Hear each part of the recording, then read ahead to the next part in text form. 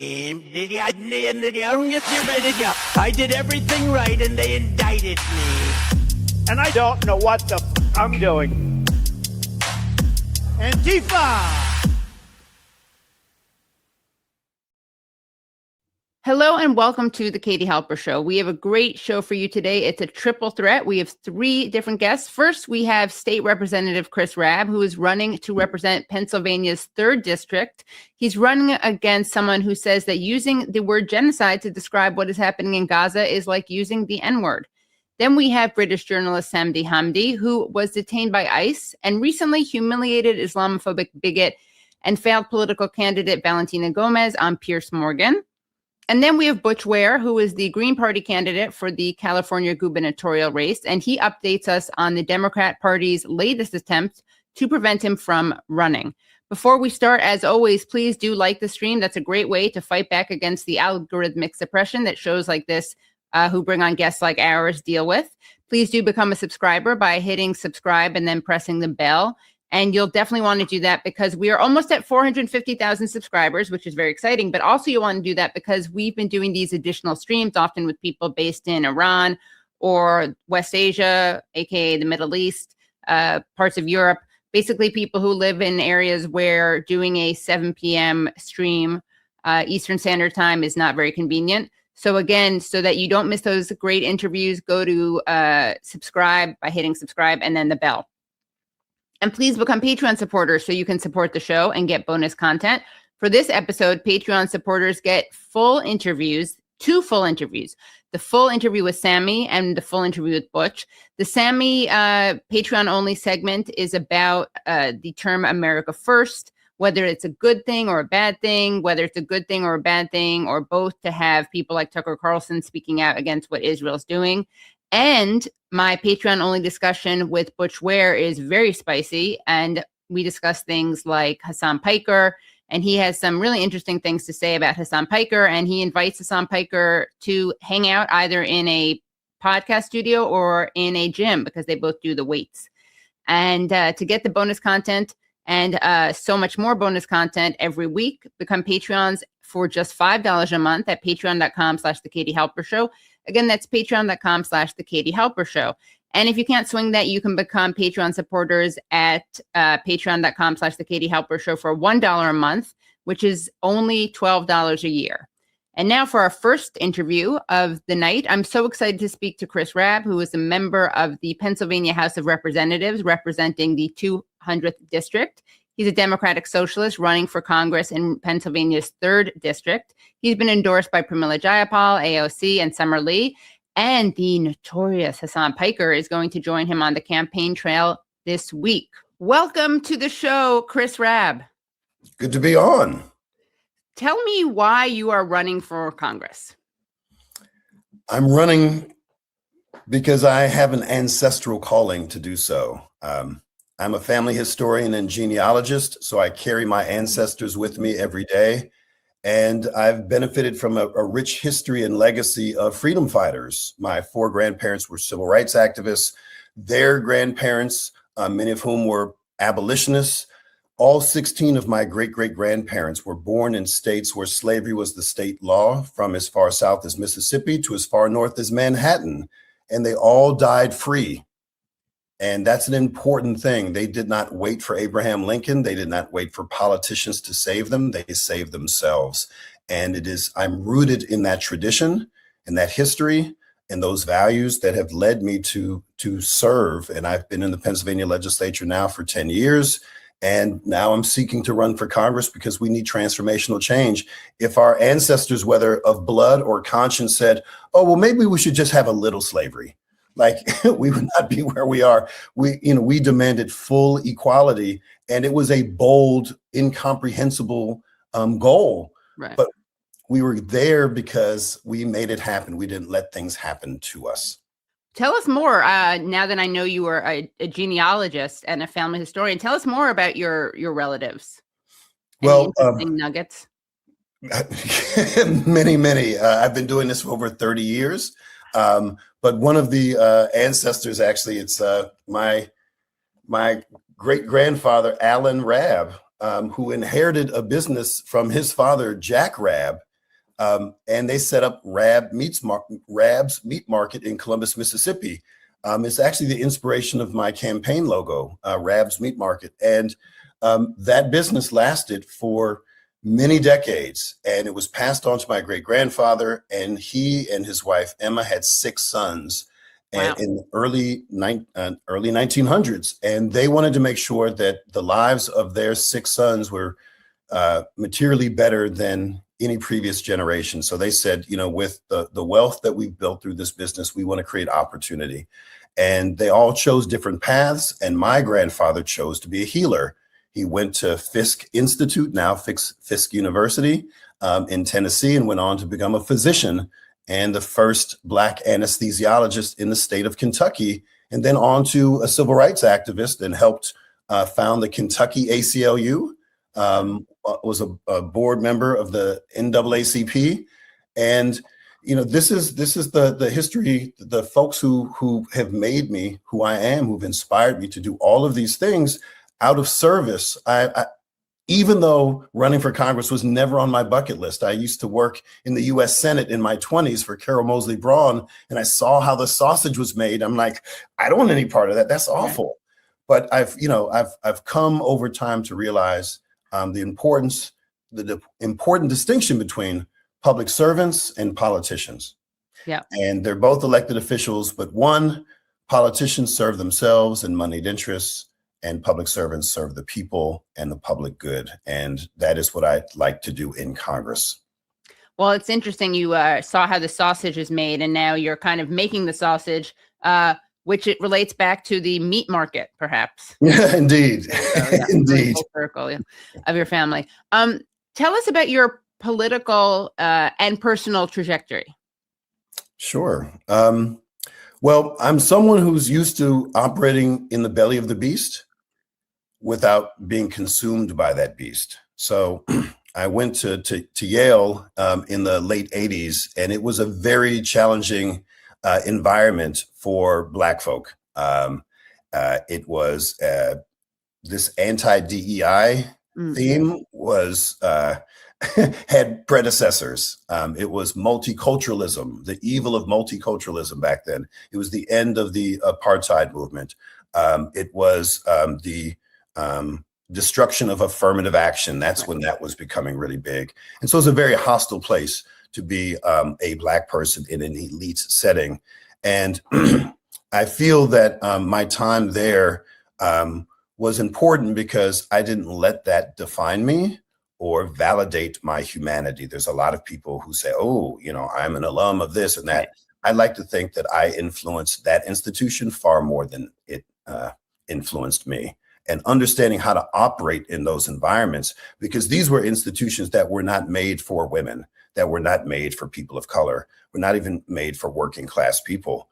But we have a responsibility to hold those institutions to account and get as much as we can from them and use them to move everyone forward, not just your own, not for your own personal ambition. And I think that's important. So I'm used to being in the belly of the beast. I certainly have been in the belly of the beast for my decade in the largest state legislature in the country, where you think Congress is bad. In Harrisburg, our state capital, lobbyists could buy me a summer house and it's legal, right? As long as we report it. And donors could cut me $1 million check, and that's okay. There are no campaign contributions, and it is just legalized corruption and bribery. So I've never taken a dime of corporate PAC money. I've not been insinuated into that environment because I want to remain the public servant so that people know that when I speak, when I legislate, when I provide constituent services, that I am accountable to the folks who put me in office. And that's 70,000 bosses right here in Northwest Philadelphia. Right. And tell us about your platform and how it differs from the people you're running against and who the people you are running against are. Well, I can't say I know the platforms of my opponents. I'm not even sure what's up on their websites, and how their candidacies are promoted is often by folks who are not directly connected to their campaigns. So I can talk about mine. It's, not surprisingly in this moment, it's affordability, fighting fascism, and taxing the ultra wealthy, right? That's how we're going to do all of these things. And we've done it before. We got to do it again. So I'm running as an unapologetic progressive. I'm running as a democratic socialist. I'm running as someone who is deeply anti-establishment. And there's two kinds of folks who are anti-establishment. And I think it's a really important distinction.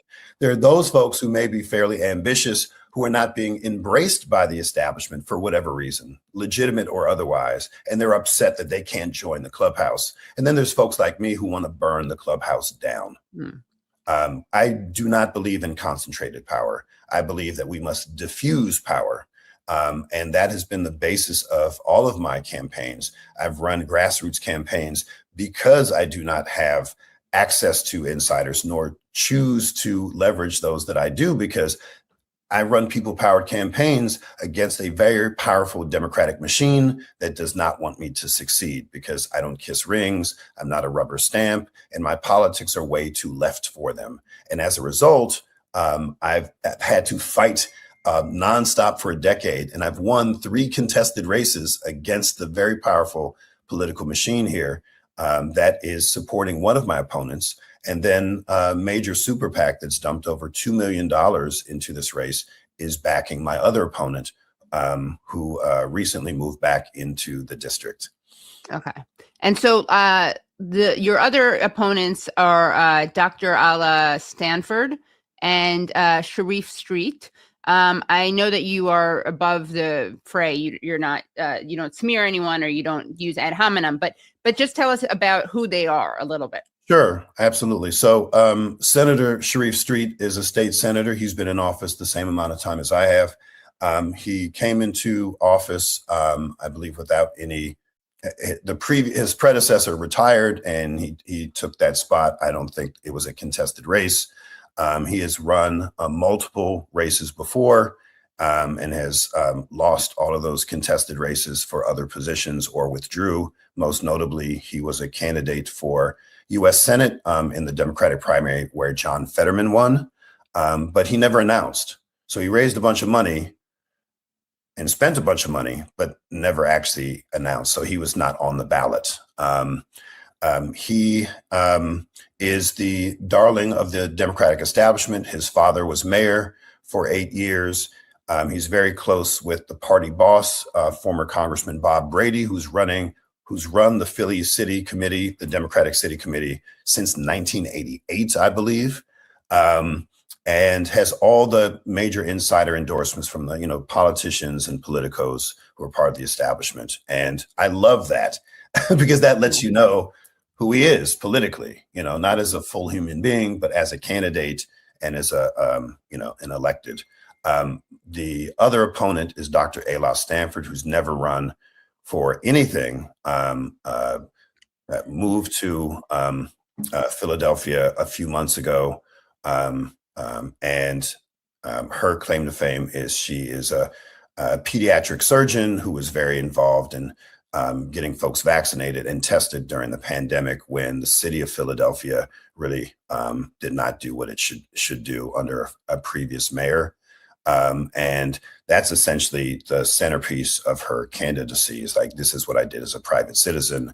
But in terms of where she stands on issues and policies, I have not seen anything that she's said before being a candidate in office. Long before I was a state lawmaker, I had strong opinions that I published as a political blogger, writing op-eds, writing a book in 2010. So she's a political newcomer and an outsider, but someone who was endorsed by the current congressman who is retiring in November, who has been in office for almost 50 years.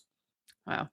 And you say that you don't know a lot about her positions because she's not been that clear about what some of them are, but she did make some interesting comments about genocide, where she said that she basically said she didn't like the term. She said, I know when you use the G word, and that, of course, this is in the context of Gaza. She said, I know when you use the G word, how hurtful it is to a group of people, it's like someone saying the N-word around me. So what are your thoughts on that analogy? It is a baffling and insulting and incredulous statement. It's hard for me to process this as on so many levels. Right. Like I don't know how to process it, but I think the bigger issue is why she's doing this kind of verbal gymnastics. Right. She can't say genocide because of who funds her campaign. And who does fund her campaign? Tell us about that. Well, she has over $2 million that is doing the bulk of her work because she's not doing call time. She has very few donors. The donors she does have are significant donors. So she's not reaching out to regular people who may care about this issue like so many people do.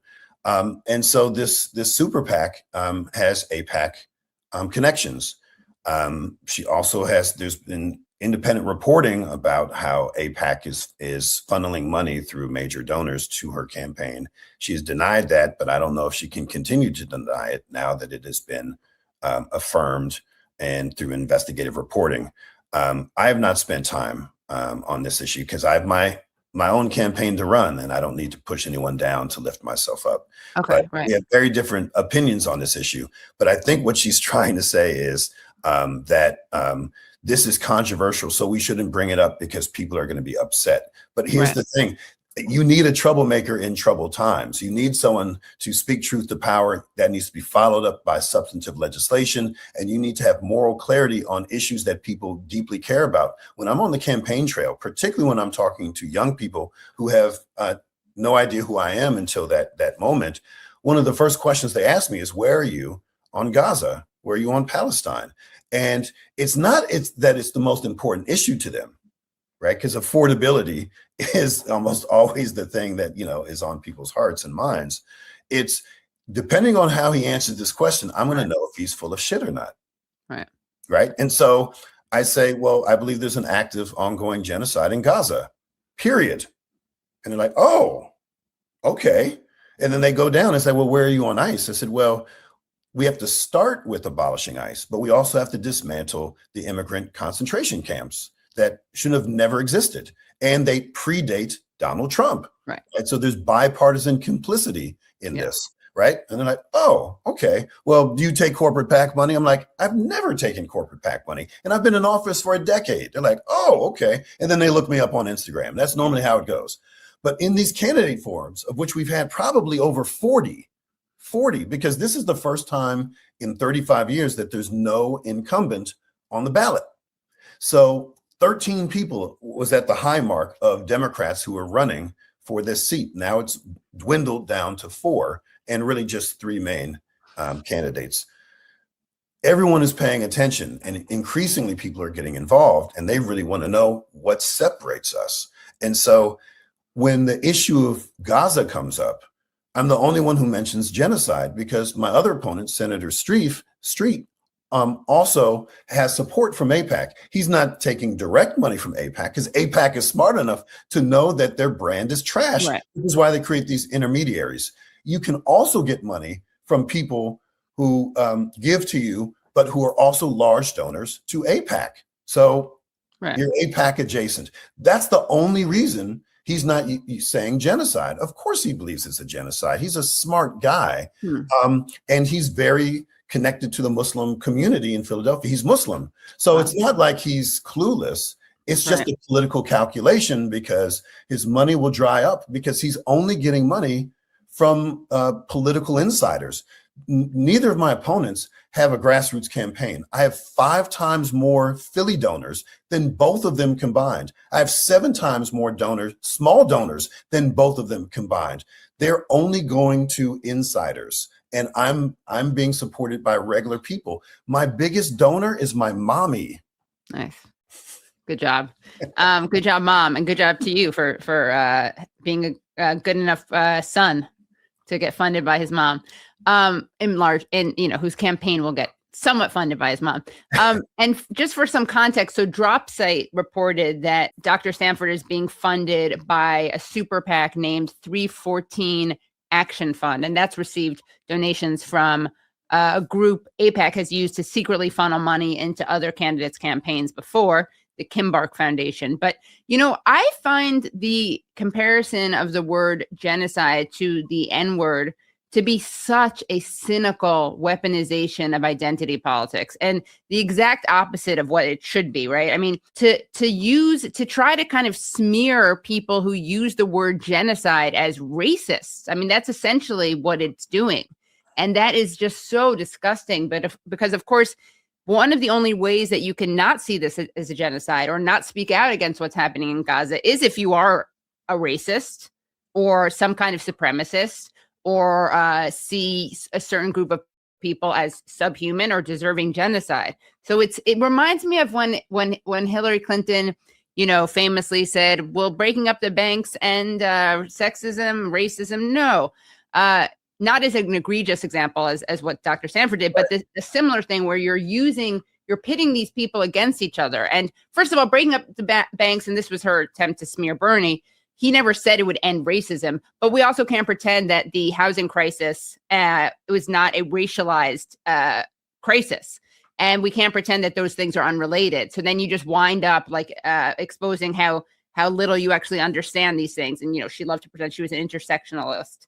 Right. And, well, if you're an intersectional feminist, then you'd probably support, raising the minimum wage, given that the majority of minimum wage earners are women of color. That's right. So just another example of how it's really actually quite repulsive. But I want to show a clip of Dr. Stanford being confronted about not saying genocide at a recent candidate forum. And this is not the whole clip because it's a pretty long clip.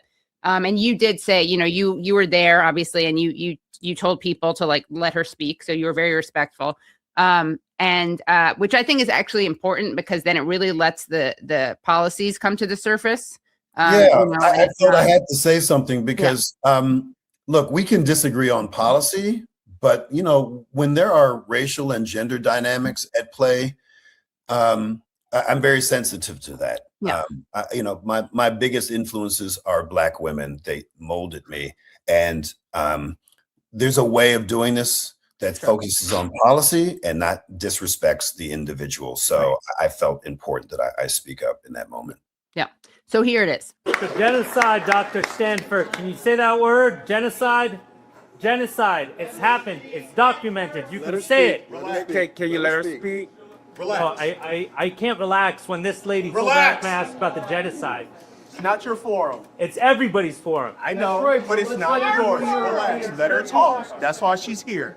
I can say genocide if you'd like me to say it. Say It's it. harmful. I just did, love. I just Has Israel committed a genocide in Gaza? When I made the statement I made, it was because for those who have been. And I think she means the statement I made where she compared using the word genocide to using the N-word, right? We've done so many forums, I believe that's the case. Yeah. Made the statement I made, it was because for those who have been a victim of a genocide, whose families are still suffering, it's hurtful to them. For Israelis who have been accused of committing it, it's hurtful for them. I am not, excuse me. Time's up. Listen, I respectfully, I have only given. All I have ever done is to give. It's selfless. And I apologize if I hurt you. And I apologize if I hurt you. But just know that it came from a place of not wanting to hurt anyone. And that is sincere. I appreciate not wanting to hurt anyone, obviously.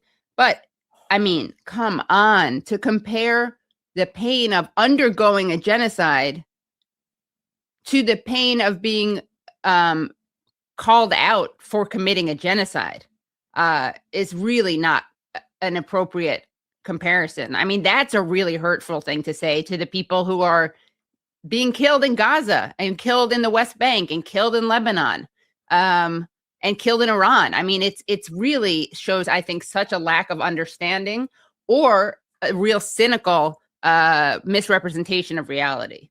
So that was kind of stunning. In these moments when folks are trying to differentiate between us as candidates, now everyone is about abolishing ICE, for instance. And so how do people know who's really legit? And long before Abolish ICE became a thing, I actually introduced legislation, anti-ICE legislation, months after I took office in 2017. I went to a Berks County Detention Center and demanded that the then Democratic governor shut it down. He didn't. There were very few Democrats who spoke up then. I went to Moshannon Federal Immigrant Facility a few months ago. I've helped people in sanctuary, families in sanctuary, even escorting their kids to public school for fear that ICE would grab them up. I did that because they trusted me because of what I had done, not just from what I said.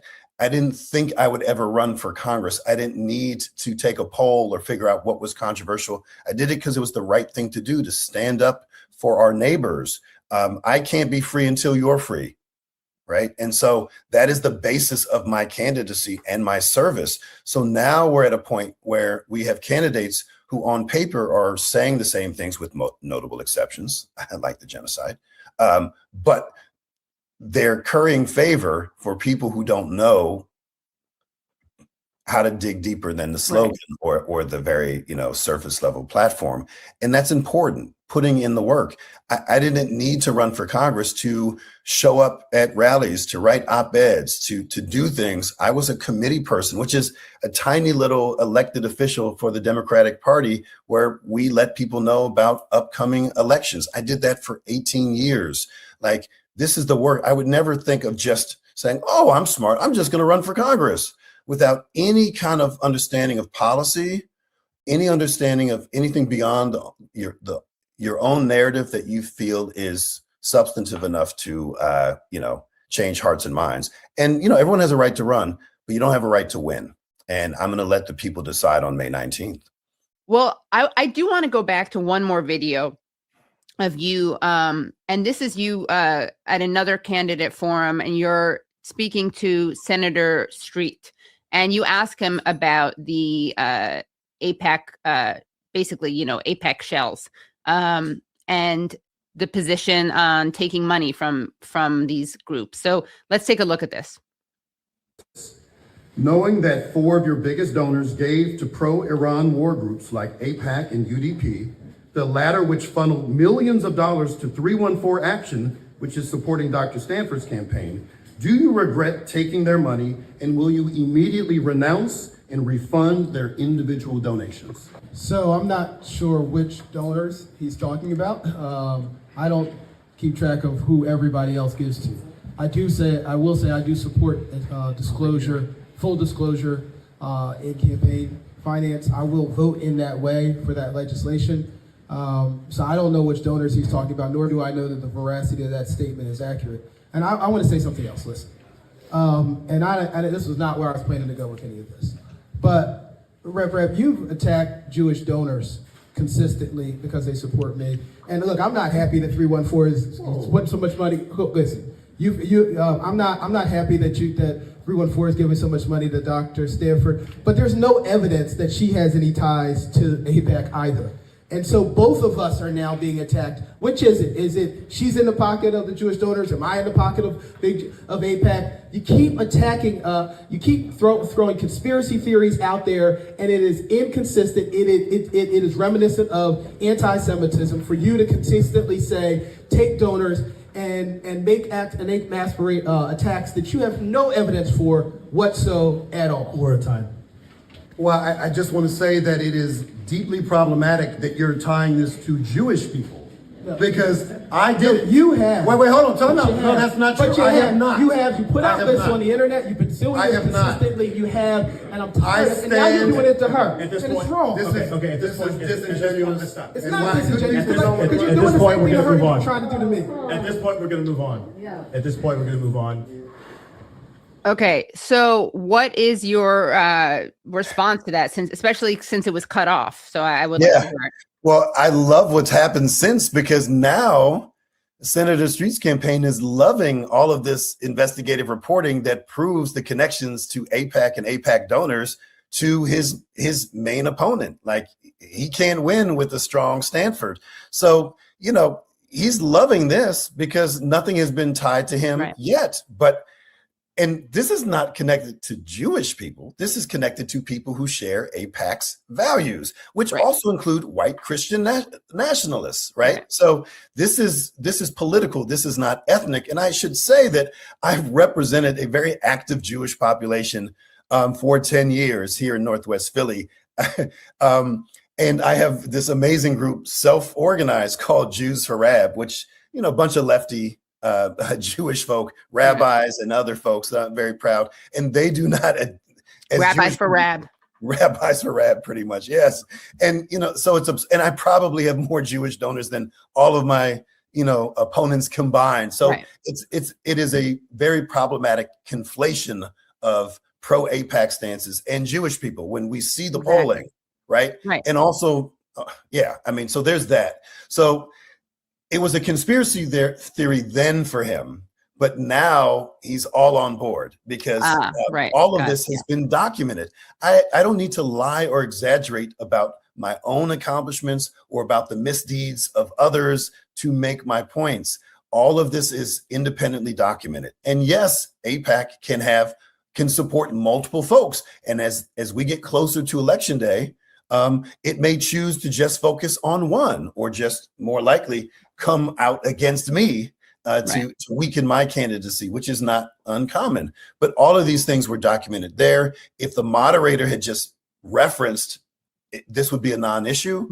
But there have never been any allegations of anti-Semitism other than me wearing a Free Palestine shirt, Katie. And I've been accused of being an anti-Semite. And I want to mention that because as a Black progressive public figure, and I had this when I was a blogger many years ago, and certainly now being in elective office for 10 years, there's a double standard.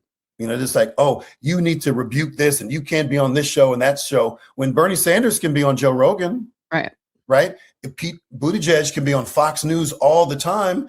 Fox News is a racist media outlet. Its business model is racism, right?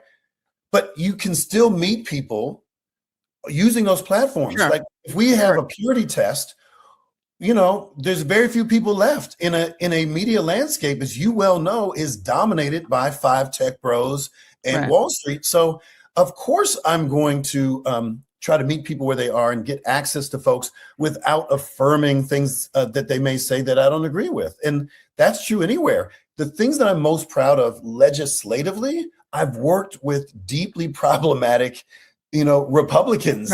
We can agree on the things that we agree on that can help people. And that's how I've been effective. And that's what people want in Congress. They don't want ideologues.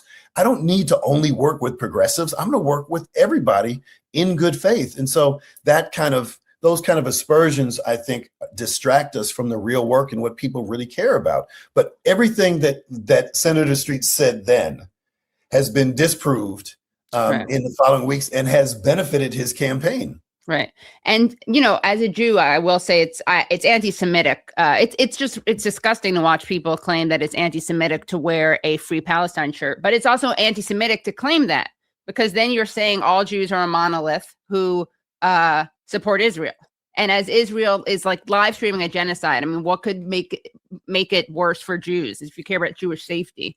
It's not the priority. Jewish safety is not the priority, but it's just ironic that all these people who claim to care about anti-Semitism and Jewish safety are doing things that will make the world less safe for Jews. Exactly. And after the Tree of Life massacre in Pittsburgh. Which actually is anti-Semitism and not about Zionism. Right. But the other piece that people don't understand about the motivation of that bigot, that awful, awful human being, was he targeted a specific set of Jewish people. And these were Jewish people who were connected to HIAS, which is a great organization that helped largely black and brown refugees come to our country. So the fact that they were already bad because they were Jewish, according to this white supremacist, right? But they were so much worse because they found common cause with people of color and immigrants, and that infuriated him. So the fact that they were using their Jewish faith in service of, social justice, tikkun olam, right, made them even more of a target. And those are the folks who see in my candidacy a shared history and set of values that transcend all these other distractions and monolithic portrayals of people.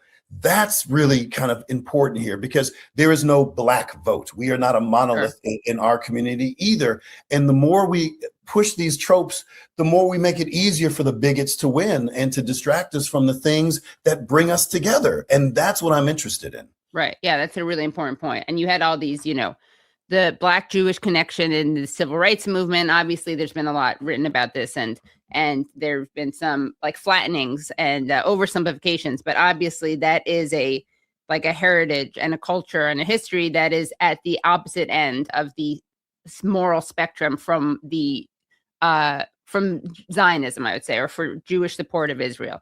And again, that is representing Jews as this monolith who support Israel is also like spitting in the face of this progressive Jewish history that, we saw on display at that Tree of Life, for instance. It's funny how like anti-Semites in this weird way, like anti-Semites understand this progressive Jewish history in a way that others don't, because they hate that. And so you have like the progressive Jews and the anti-Semites who have a shared knowledge. But it makes sense because one group like participates in that history and in that culture and in those values, and the other one observes those values and can't stand it. And, and it's so interesting. I grew up hearing my dad, who was a Black man who grew up in Jim Crow, Kentucky during the Great Depression, speak Yiddish. And I thought that was normal, right? Because it's my dad, this is my home.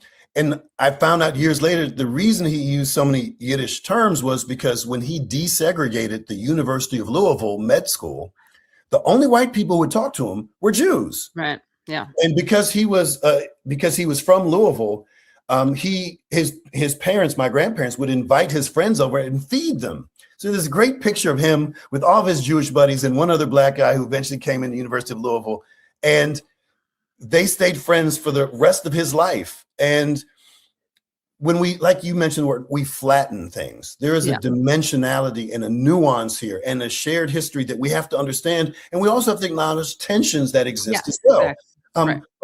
But what's going to happen between now and May 19th is I'm going to be portrayed by right-wing and establishment interests as a raging anti-Semite, right? And that's what they do, particularly Black progressives, because somehow there's a trope that Black progressives cannot abide Jewish people. And it's absurd because some of our greatest allies on the left were Jewish people, right? And were connected to socialism and communism and all of these things that are far to the left of what happened during the civil rights movement. Right. Exactly. And that is a rich tradition that we have to lift up. And I'm really proud of that. And it is in that tradition that I'm running this type of campaign and seeking to serve in the ways that I do. And I understand that my position is going to be weaponized, on Gaza.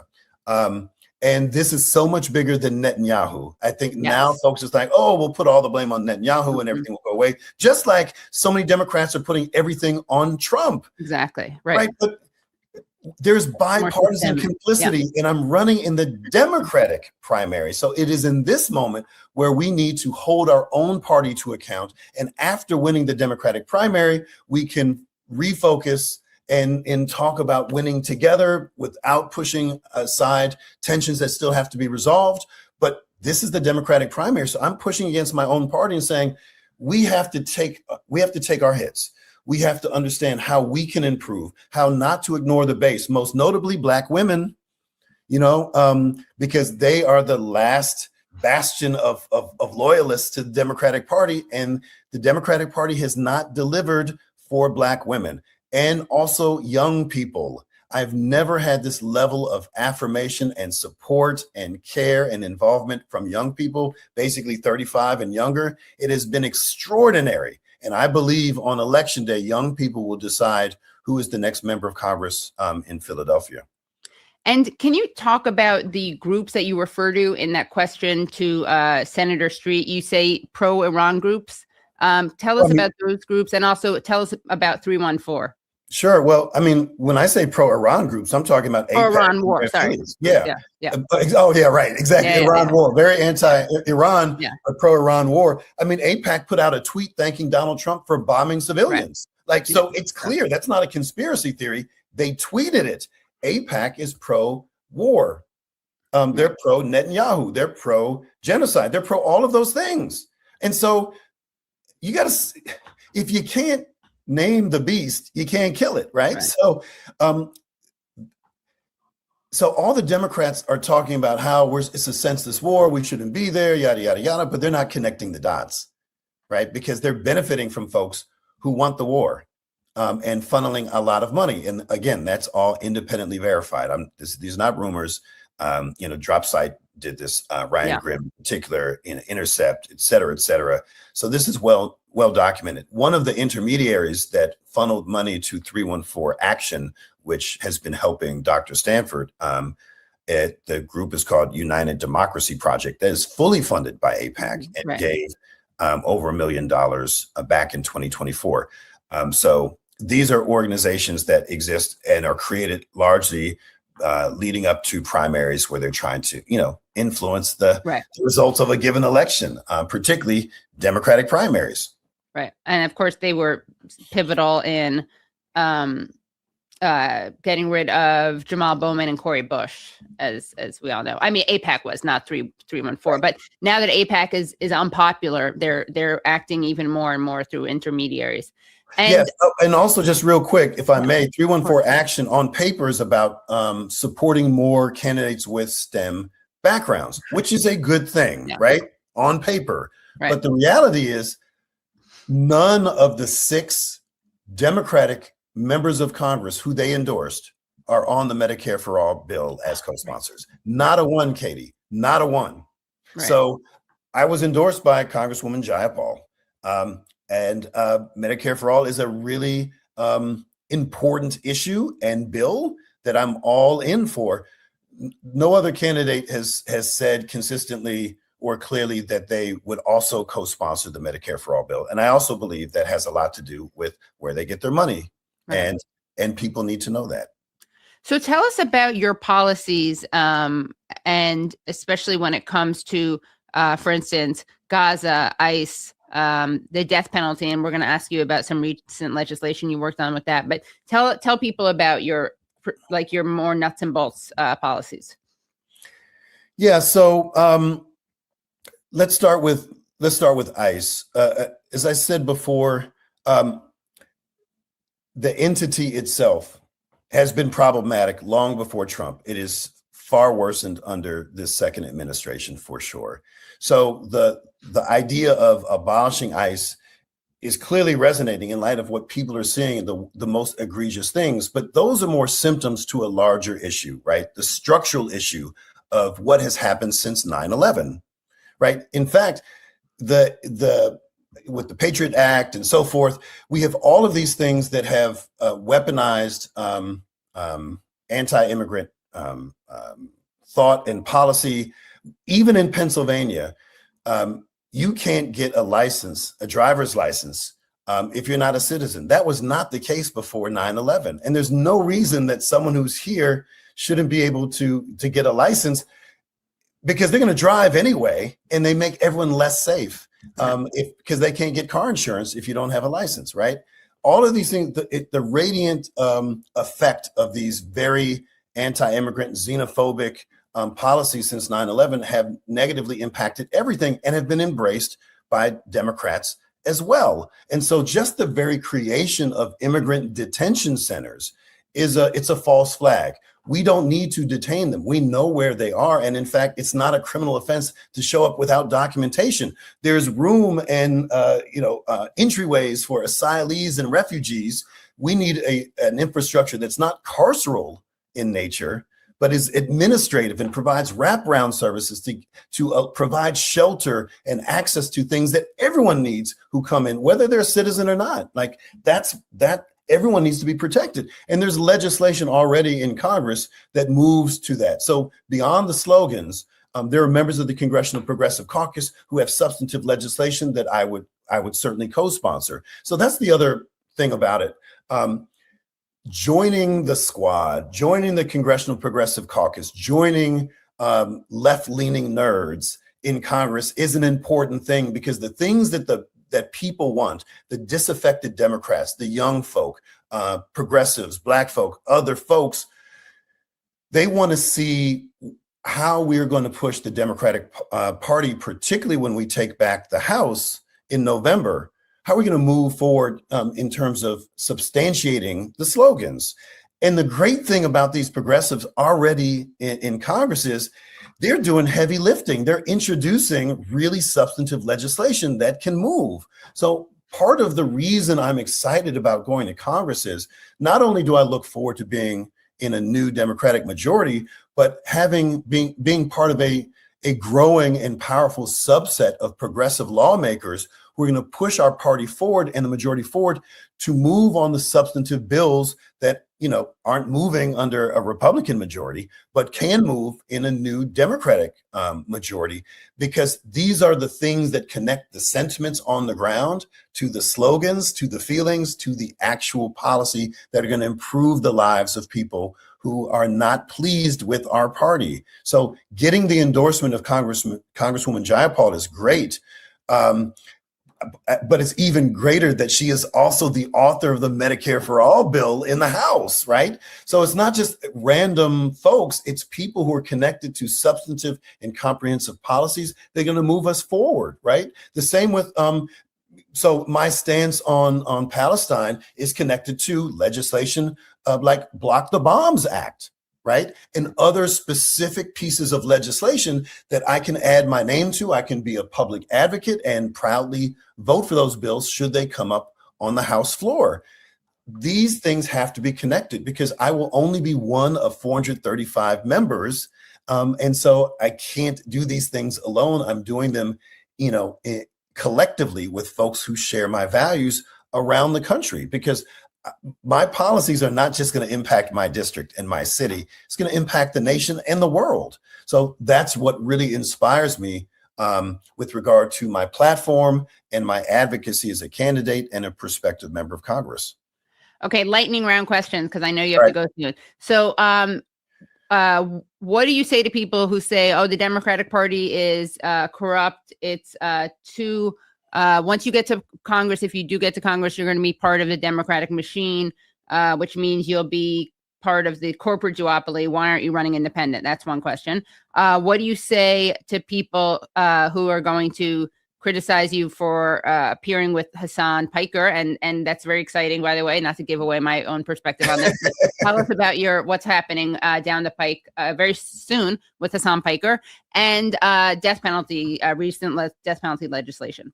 Sure. Well, just yesterday, my bill to repeal the death penalty passed out of the Judiciary Committee in Harrisburg, our state capital. It's the 5th time I introduced this bill, and it is a time when perhaps this bill can come up on the House floor where it will get bipartisan support. We have a Republican-controlled state Senate, so it probably will not move there, although there's at least one or two Republicans who would probably vote for it, and we have a governor who would sign it into law should it get through there. But even if it doesn't, that means in the next legislative term, if we take back the Senate and we expand our numbers in the House, we would have a blue trifecta, and that could happen. So it doesn't need to have my name on it. I just want to be a part of the long tradition of fighting against this awful policy. So that's the death penalty. With regard to what was the second thing? Hasan and then why you're not running independent. Oh, yes. Well, I can't serve or whatever. Yeah, I can't serve if I can't win. Right. So if you want me to do the work, with authenticity and care and integrity, I have to work within the system that we have. Just like if you're a union worker at Amazon, you don't like Amazon, you don't leave Amazon to then unionize. You have to unionize within the corporation and work within, while we also have folks on the outside to combat the predatory business model of greedy corporations, right? So we have to have folks on the inside and folks on the outside. And there are folks on the inside who are not corruptible. Not enough, but they exist. I think Bernie's a great example. There are any number of folks who have remained true to their principles while working within the belly of the beast without being consumed by that beast. And because I have a 10-year track record, no one can compare me to Fetterman, right? That's the big F word in Pennsylvania. Oh, yeah. Everyone's worried about someone becoming the next Fetterman, but he did not have a track record. I have thousands of votes I've taken over a decade. I have hundreds of bills I've introduced. I have hundreds upon hundreds of bills that I've co-sponsored. So anyone who has any concern about what I do in Congress can see what I've done in the past 10 years in the nation's largest full-time state legislature. And with regard to Hasan Piker, again, do these same people who have a problem with that, do they not want me on Bill Maher? Do they not want me on Fox News or CNN? Do they not want me? Look, NBC was co-owned by General Electric, which is one of the biggest, which is one of the biggest defense contractors in the world. Should I not ever go on MS Now or MSNBC before that? Like, where's the line? And ultimately, if we believe that the Democratic Party, largely because of corporate interests, does not meet people where they are, who would be most impacted by the best policies that they promote, but we don't reach people where they are, what do they want from us? Like, I have to reach people where they are. I don't have to say, I agree with everything that Hasan Piker says. In fact, I don't know much of what he said. I'm new to Hasan Piker world. You know, my Gen Z sons are very thrilled. They're like, Dad, this is a huge deal. I'm like, okay. And I'm looking forward to talking with them. And we're going to talk about what we agree on. And that will largely revolve around attacking the billionaire class, endless war, Gaza, etc. Right. Yeah. And the things that he gets attacked for are things that are actually good. I mean, there's, you know, his position on Gaza. And then last question. Okay, really quickly. How does your abolitionist family heritage and your family's commitment to fighting racism relate to your position and work on Palestine? I mean, it's in so many ways. I mean, the rich tradition of Black radical thought and its connection to other oppressed groups is well documented and long standing. So I am not the first. I am one of many over generations who understand that this is about collective liberation and fighting systems of harm. But even long before that, my great-great-great-grandfather, Reverend Amos Noah Freeman, came to Philadelphia to fight with the folks in the Philadelphia Vigilance Committee. These were Black and white abolitionists in the 1830s, 40s, and 50s. And the place where they met, Benezet Hall on 7th and Lombard, it's in the district. So my ancestor was fighting for racial justice nearly 200 years ago. I'm carrying on that tradition, that these ancestors of blood and conscience have inspired me in this moment to help the next generation. There's an unbroken bond between the past, the present, and the future. And I take that very seriously. I carry my ancestors with me every day. And the Free Palestine element of it. Well, I mean, who can better understand the plight of Palestinians than African Americans? So many of the things that have been used to oppress Palestinians were learned by folks who looked at U.S. history, right? So when people are calling ICE the Gestapo, that is not a good reference point, because the Gestapo looked at Jim Crow America and slavery. Same with apartheid. All of the things that were weaponized against oppressed people were perfected in the United States and modeled elsewhere. So if anyone can find common cause with the Palestinian people, it's African Americans, not to the exclusion of others. We also have to talk about our indigenous brothers and sisters and siblings as well. And I say this, this is a nation born on stolen land and stolen labor, and we cannot move forward until we acknowledge that and we address it. We have to see that our causes are overlapping, our histories are shared, and we have an intertwined destiny. Right. Well, thank you so much, Rep. Rabb, and I look forward to speaking to you again when you are have been voted in as the next member of Congress. Thank you so much, Katie. I appreciate it. Thank you so much. Have a great day. You too. That was a great discussion. And you can find out more about Chris and how to get involved in his campaign, even if you don't live in Pennsylvania, at chrisrabb.com. That's CHRISRABB.com. And if you haven't already, please do like the stream and subscribe to the stream and become Patreon supporters at patreon.com/The Katie Halper Show. And now I speak to Sami Hamdi. So excited to be joined by Sami Hamdi, who is a British journalist, commentator, and managing director of the International Interest, a global risk and intelligence company. Welcome, Sami. Thanks for having me, Katie. Appreciate it. Of course. You do such important work, and like many people, sadly, who do important work and make important points and speak about Palestine, you were punished for that. You were actually detained by ICE, and we're going to get into that. But I thought it would be interesting to actually talk about a recent appearance that you made on Piers Morgan, which went kind of viral because you did something that I think a lot of people want to do and wish they had done. I've been on Piers Morgan twice, and I'm definitely going to do this the next time, which is that you really came with the receipts during an appearance with Valentina Gomez.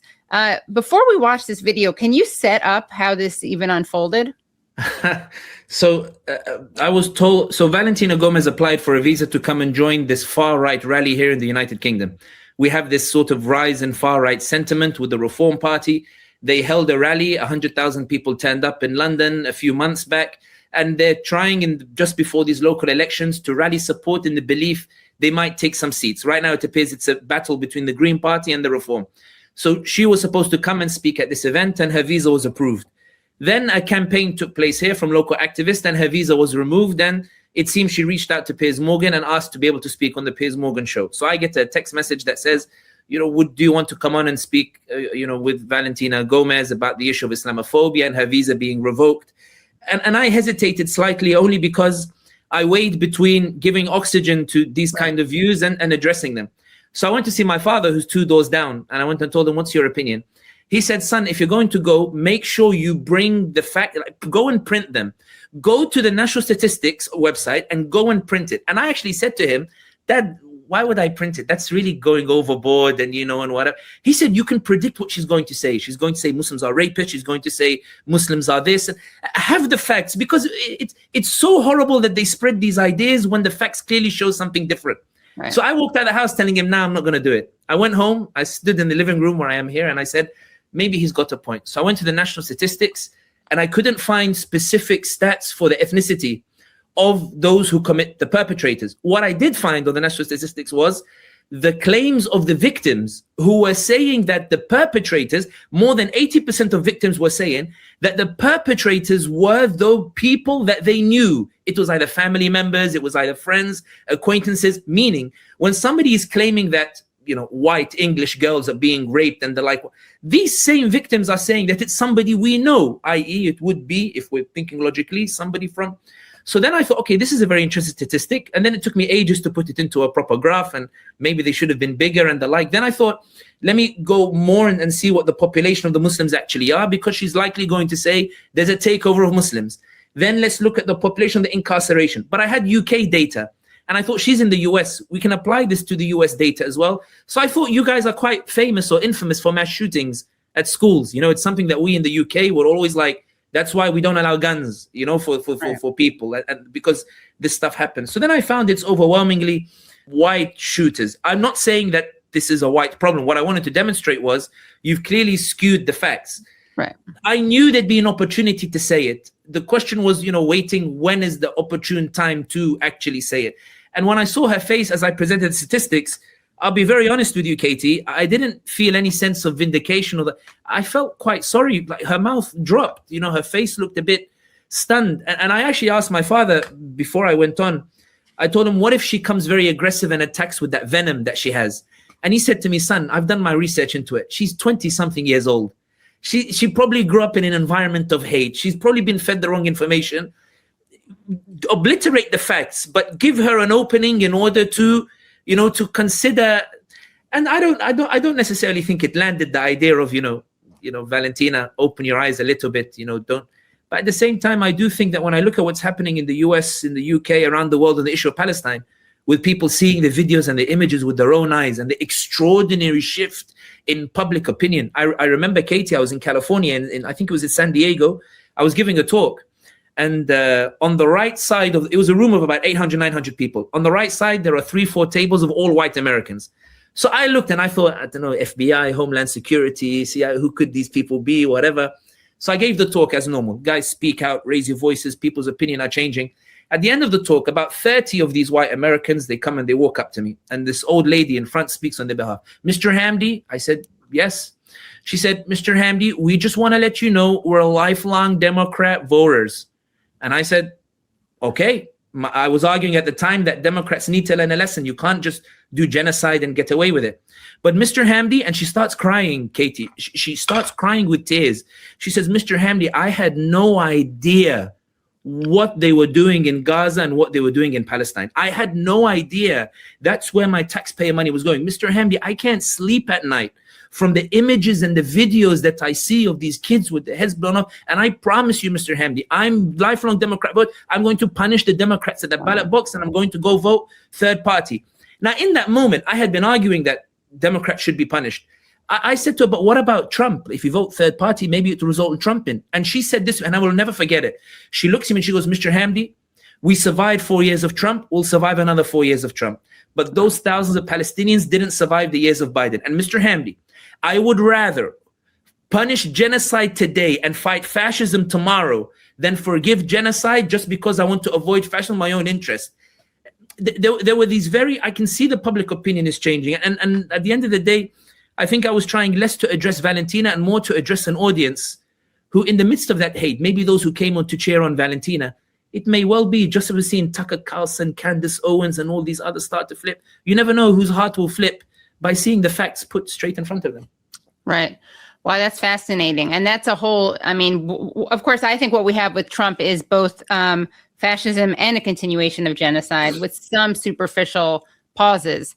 But, and we can get into a debate about what happens when we punish the Democrats, because unfortunately, I don't know if that, if they'll learn that lesson. They may learn the lesson, but we'll see. We'll have to wait and see. But I definitely understand. Like, I never did any vote shaming because I wasn't going to judge people who couldn't bring themselves to vote for the lesser evil. And there's a whole debate over whether that's something to be pursued or not. But going back to Valentina Gomez, and that is a fascinating anecdote that you told me, by the way. But going back to Valentina Gomez, just so people know, this is someone, she was actually born in Colombia, in the country of Colombia. And she has unsuccessfully run for office in both Missouri and in Texas. And she ran on an anti-Islam platform. She filmed herself burning a copy of the Quran that was her campaign video. So let's take a look at what you said to her in response to her claims. Piers, it's just not true. Piers, if you don't mind, can I say something here, Piers? Piers, if you don't mind, can I say Yes, I'll bring in Sami Hamdi to respond, yeah. Piers, I just want to, so she keeps talking about the idea, she keeps talking about this idea of rapists and the like. Piers, I went to the website of the Office for National Statistics and the Bureau of Justice of the Americans. And here you can see, these are all the victims saying who their perpetrators are. And here they say that it's people that they know, it's their family members, it's their friends, it's their acquaintances. Only this small number over here is done by strangers or what she calls grooming gangs. You can see the overwhelming majority are done by those that they know or those or their relatives. Nobody says this is white Christian sexual epidemic. If you look at the population, she says that they're being taken over. This is the population of Muslims in the UK and in the US. In the US, 1.1%, in the UK, 6%. Tell me, where is the takeover that's taking place here? Piers, when you look at the crimes that are committed against Brits, and I'm a Brit, I'm born and raised here, against our sisters and our daughters and the like, here are the crimes committed by Jimmy Savile and Rolf Harris. Nobody says this is white Christian rape. No one says this is a white Christian problem. Everybody says crime has no faith and it has no race. This was committed by vile individuals and justice should be delivered.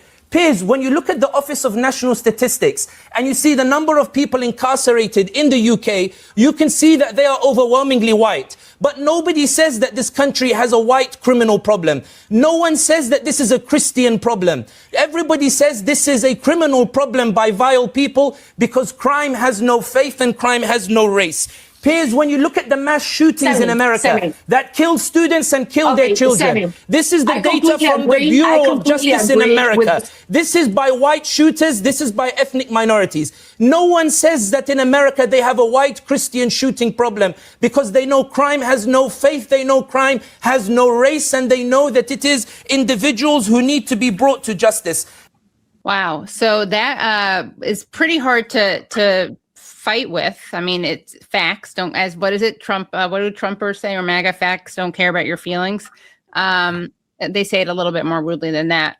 But I thought that was a fascinating exchange. And I want to know also about the way you reached out to her. And this, I guess, is something you, as you just alluded to, your father also encouraged you to do. So that was you bringing the receipts. And then we have a clip of you not shaming her, but actually inviting her to open her eyes to reality. So let's take a look at this clip.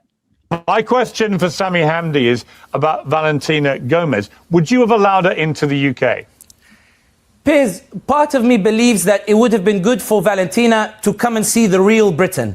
It would have been good for her to come and meet the wonderful giants of Britain who are Muslim, like Timothy Winter in Cambridge, like Paul Williams, like Paul Keeler, like Suhail Hanif. It would have been good for her to see the realities of what Britain is like and how Muslims live in Britain and contribute to society. I believe Valentina is still young. She's in the early stages of what Tucker Carlson was. I'm asking her, skip the years that it takes to figure it out. Go and see what the world looks like. Go and see the reality, because your message of hate didn't work. Abdul Sayed, the Senate candidate for Michigan, a right-winger, turned up in his rally and told him, I'm here as a right-winger. Abdul Sayed put his hand on his heart and said that I am so glad you're here. I'm so glad we can talk with one another. I'm so glad that we're standing together. Marjorie Taylor Greene says this is no longer a battle between left and right. This is a battle for America first. And the final point, Piers, I'll finish on this. Valentina's brother serves in US forces. That Valentina, instead of focusing on the 1% of American Muslims who aren't the problem in America, perhaps she should focus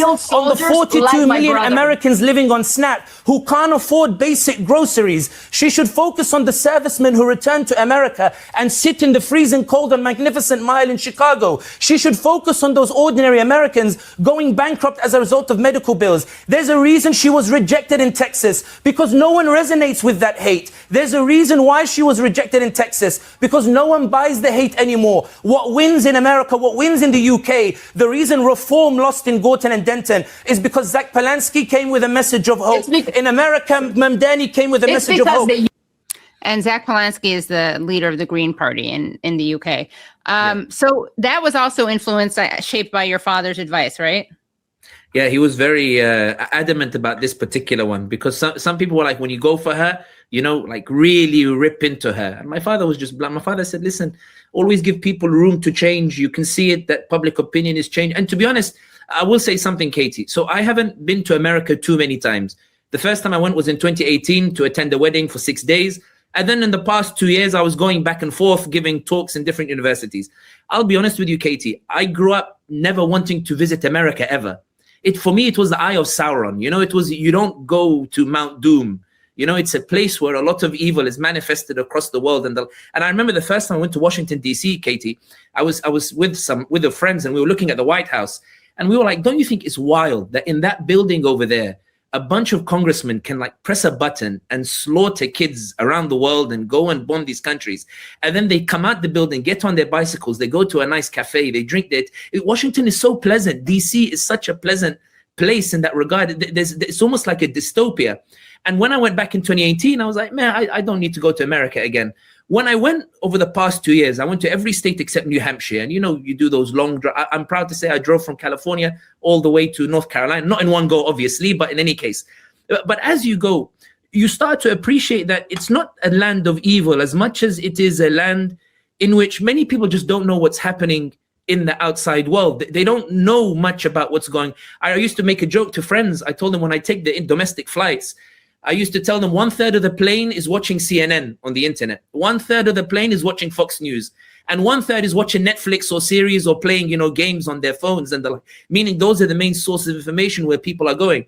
I would meet people who'd say, I had no idea that we were spending all this money and sending, abroad, and my daughter can't afford her college bills or whatever. You'd meet all these people, and I was very blown away, but I was very stunned by that. I thought this was an intentional population that intends to sow so much discord and chaos. I found many people just genuinely have no idea, and I felt very guilty about that, Katie. I felt deeply guilty. Why? Because I had never once thought that maybe we should do a bit more in communicating with those people. I remember Andrew Yang, I think his name was Andrew Yang. Yeah. I remember he ran for the Democrat candidacy in 2020, I think it was. Yeah. So they're doing the debate that you guys do. And somebody asked the candidates, if you were in a truck with a Trump supporter driving on the highway, what would you say to that Trump supporter? And everybody's saying, I'd say this, I'd say. And he turned around and said, I wouldn't say anything. I'd listen.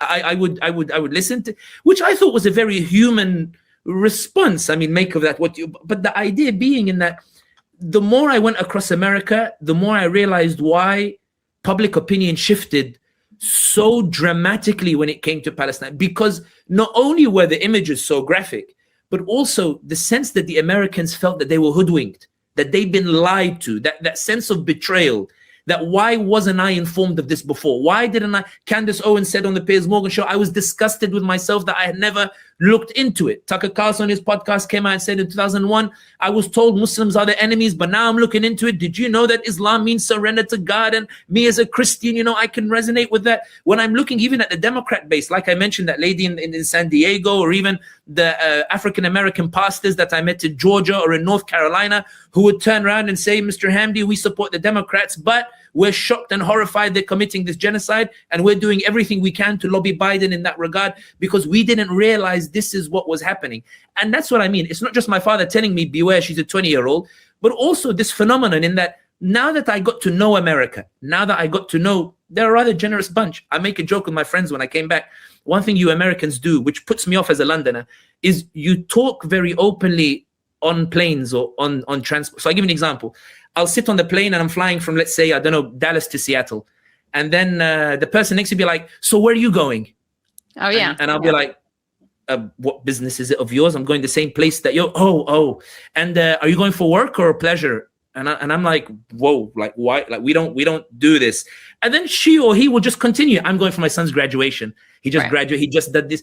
There is a friendliness to them that I discuss, which is why I think with the Valentina approach, I think there is merit in assuming that convey the message first.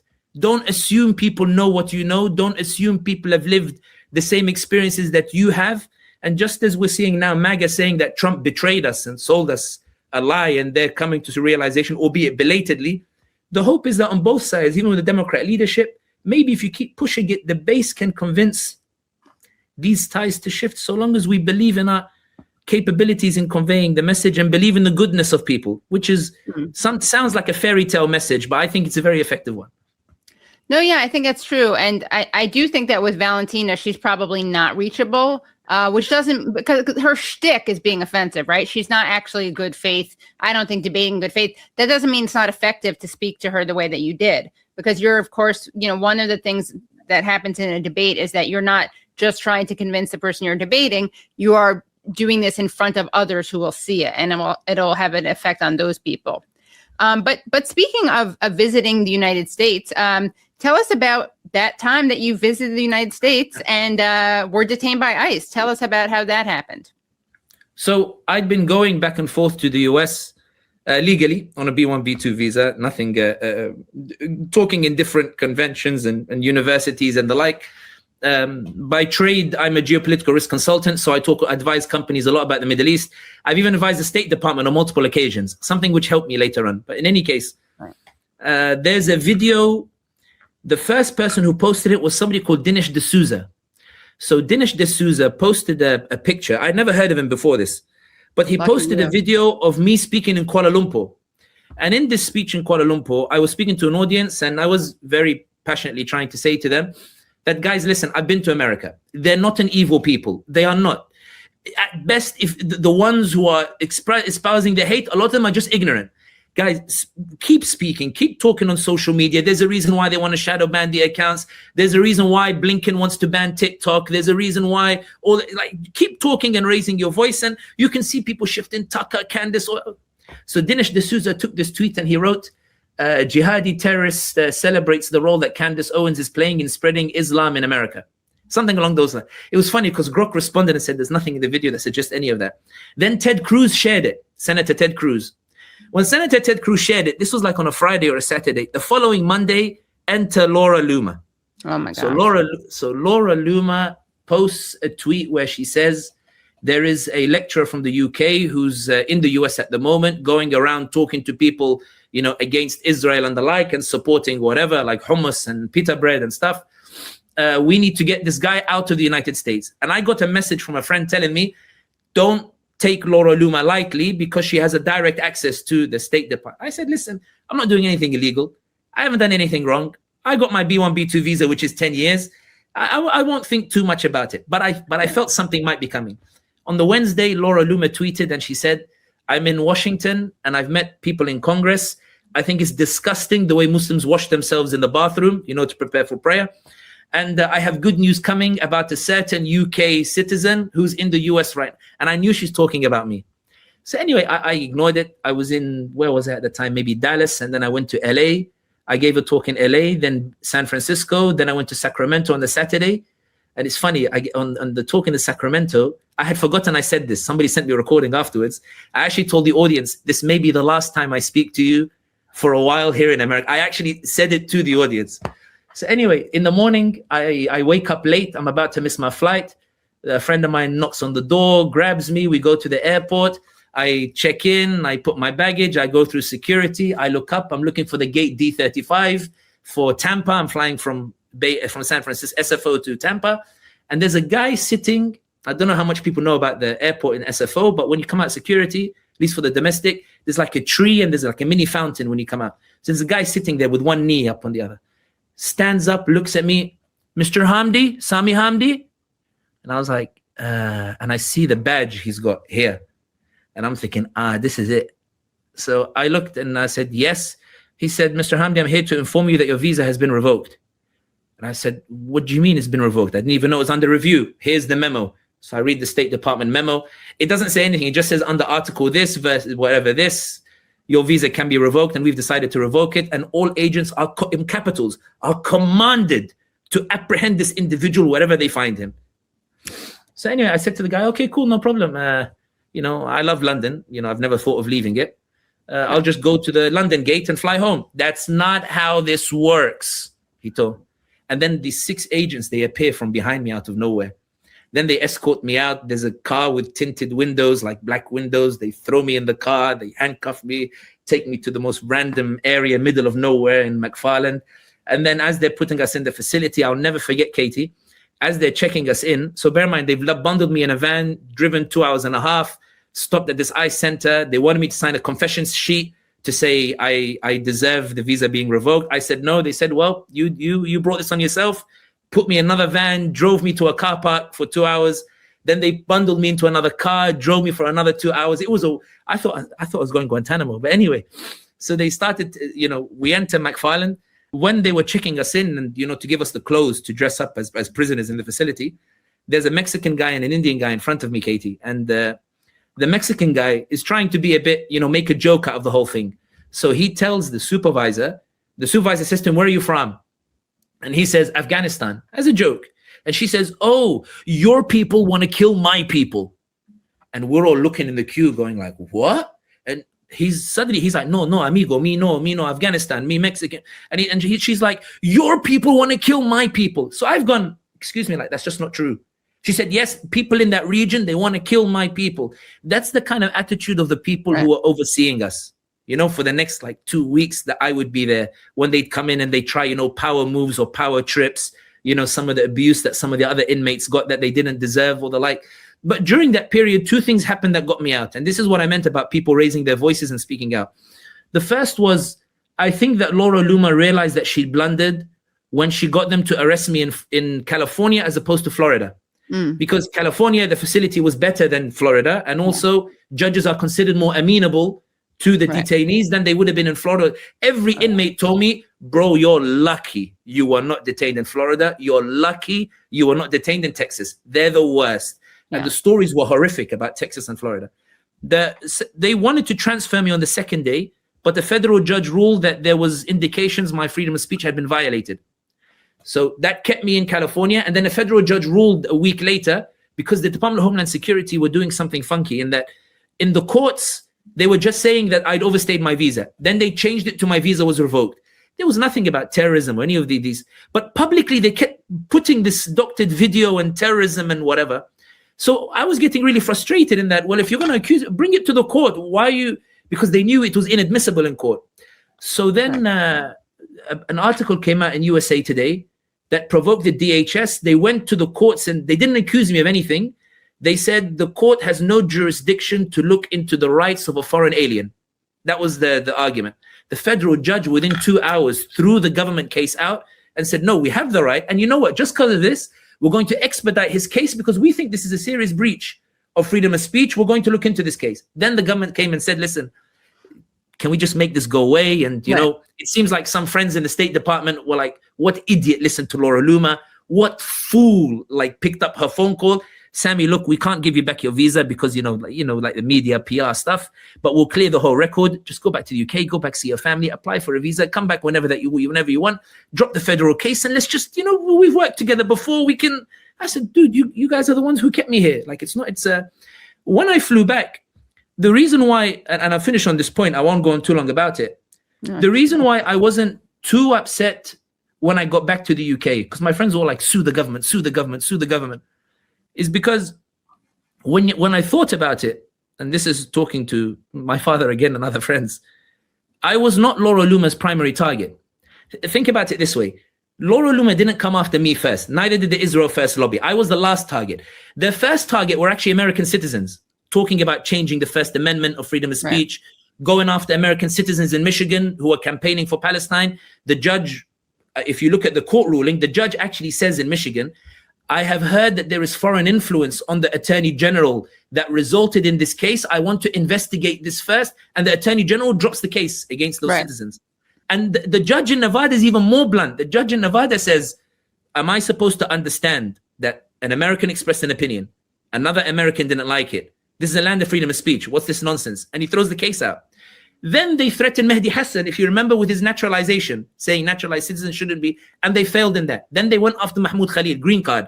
Let's go after green card holders. Mahmoud Khalil is holding out so far, in the courts, still in the US, not deported yet because the judges are there. The Israel First lobby got frustrated. Oh my God, we got to do something for the sake of Israel. These Americans are speaking out too much about it, and public opinion is shifting. So they went after student visas. They went after Rumaysa Ozturk. They went after Mohsen Mahdawi in Colombia. They went after Liqa Kurdiya. Mohsen Mahdawi walked free. Rumaysa ended up getting released.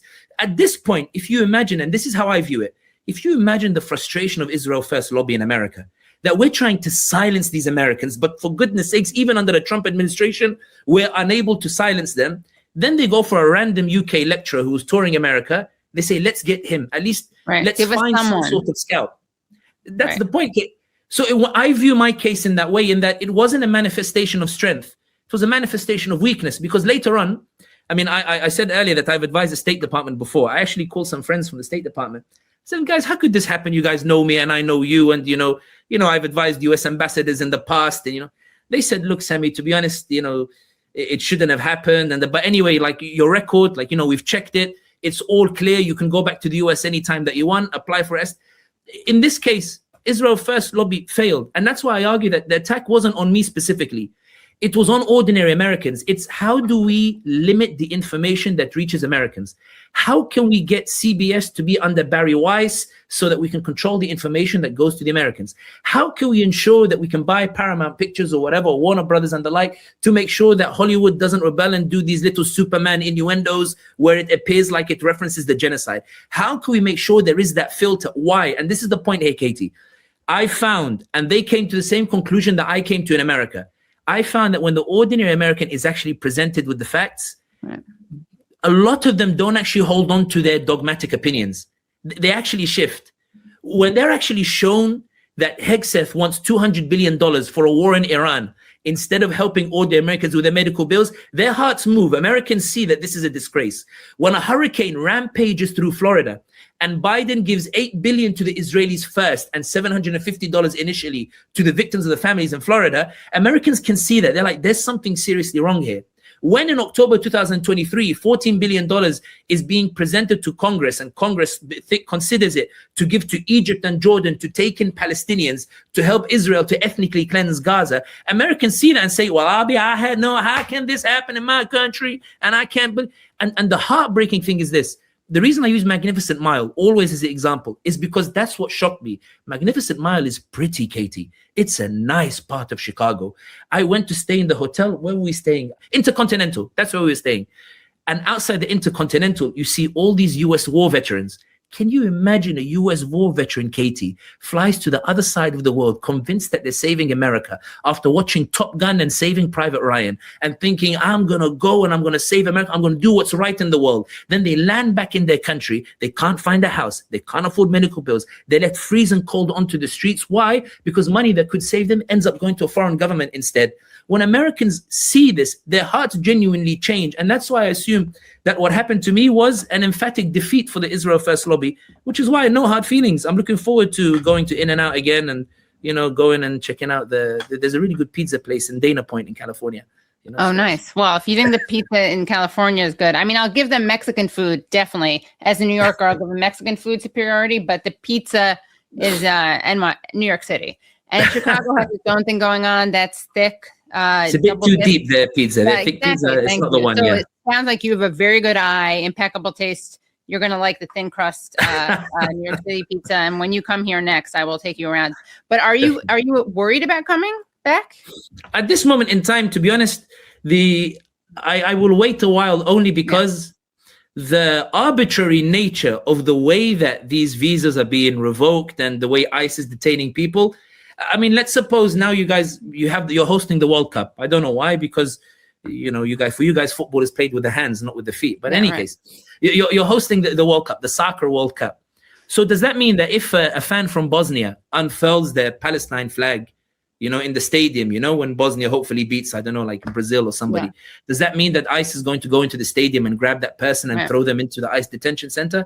What about countries that are coming, from the... What about if, the French national team that has Kylian Mbappe and all these others who sympathize with the Palestinians? Does that mean they're going to be detained by ICE as well? And not only that, they put ICE in the airports as well, in the sense, trying to detain them. I think that the way that Marco Rubio is going wild in this regard, partly because, in my opinion, I think Rubio still believes that he needs AIPAC and the Israelis to win the presidential election. And therefore, he's like, whatever the public opinion is changing, keep my head down, get money from the AIPAC, go towards presidency. I'm competing with J.D. Vance. J.D. Vance has upset the Israelis by allegedly being against the war against Iran. Whatever you make of those leaks, what you will. But the point is, I think that at this moment in time, the jungle-like nature of the way your immigration service is operating means let's wait till the midterms and see what happens first. Yeah. Well, it's interesting because I was in Cuba in March, and on our way back, I was on a charter that was a Code Pink, it was a Code Pink organized trip, Code Pink and Progressive International. And when we were on our way back, yeah, exactly. So I went on a smaller charter back because some of us stayed an extra 2 days. So we were kind of like easier prey. And so they detained, for a few hours, they questioned us, CBP, Customs and Border Patrol.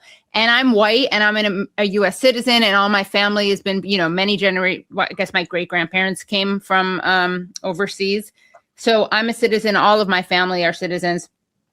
And I have to say, and I hadn't done anything wrong, but I have to say, neither had you. But I hadn't done anything like intentionally illegal in protest of the embargo, right? And I have to say, I was like surprised by how scared I was. I really was. Like, I was totally shut down. And all I was in a room with a bunch of people, and then they took us individually and they put us in a room with like mirrored walls. And it really was scarier than I thought. And I kept thinking like, wow, like I can't imagine what it must be like for people who aren't citizens. But I'll tell you something funny, Katie. In this, you reminded me of something. So what they used to do to us in the facility was every few days, they They wake you up at 11 p.m. or like close to midnight. They bundle you in a van with 14 other inmates and they take you to the ICE facility in Fresno. I was in McFarland. Fresno is about an hour and a half, 2 hours from the facility. Then they throw the 15 of you in a 7-meter by 6-meter triangular room. So we're all, if we're sleeping next to each other on the hard floor, we're all pretty much next to each other. You know, all the space on the floor is filled. They leave the lights on so that they're shining, so you have no concept if it's day or night or what time it is. Right. And there's a toilet in the middle, which is open, so everybody can see you when you're going to the. Honestly, I want like you think that this is not America, like this is not a land of rights or democracy. Anyway, in the morning they come and bang on the door at 9 a.m. and then they call you one by one. It's a big, massive door. It's like, you know, almost like medieval. They unlock it, whatever. They open the door, Hamdi, and you're like, I've never heard my name expressed in such an ugly way, but anyway, it is what it is. We go out, and then the guy says to me, I tell him, why am I here? They say, well, here's a piece of paper. If you want to sign the confession document again, you can sign it and we'll send you home. I said, but I didn't commit a crime. I've done nothing wrong. Yeah. You're not even charging me with a crime. You're saying that I overstayed. Even the stuff that DHS is saying online is not coming to the courts. They're not even accusing me of anything. They're just saying the visa got revoked. Well, okay, anyway, your court case has been delayed by a week. I said, why is it delayed by a week? They said, because in the original charge sheet, it says that you landed in Orange County, California. I said, I did land in Orange County, California. Yeah, we changed it to you took off from Calgary, Canada. I said, what difference does that make? They said, no, it's one of those procedural things. Because we changed something on the sheet, we have to delay it by a week. But the point that I made, the reason what you reminded me of is this, when you said, you know, at least I'm a citizen. On the 6th or 7th day, the media was in overdrive. British journalists detained for criticizing Israel. British journalists, CNN, BBC, Reuters.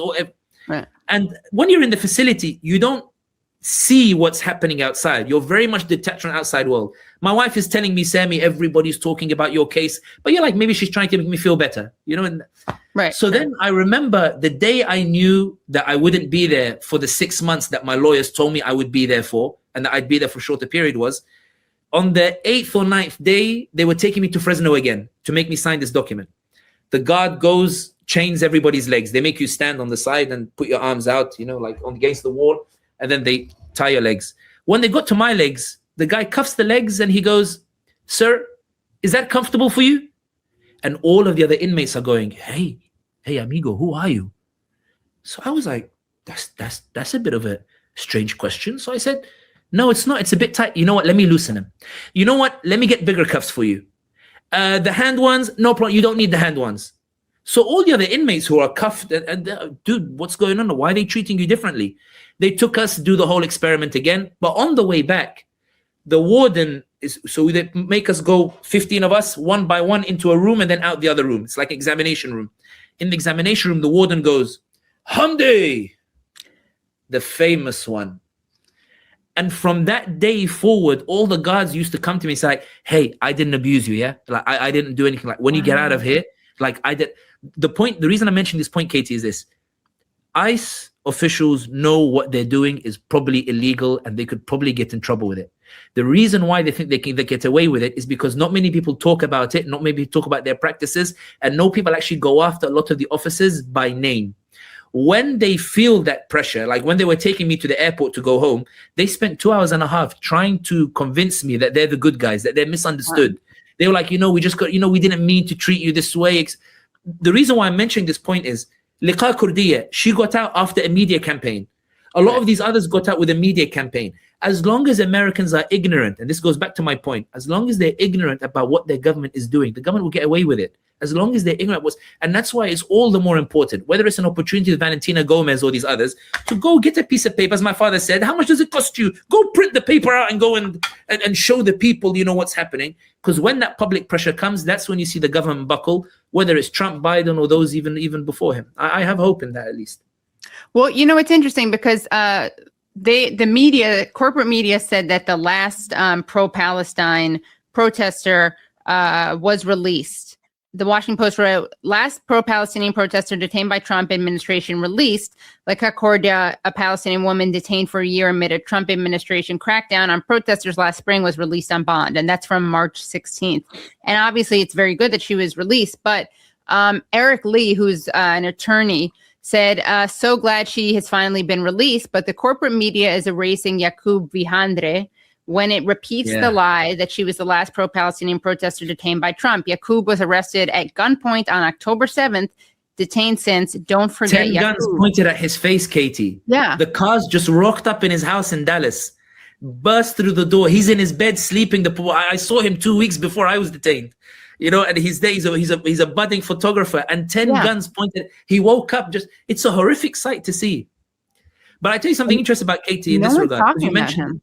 You mentioned the point about corporate media.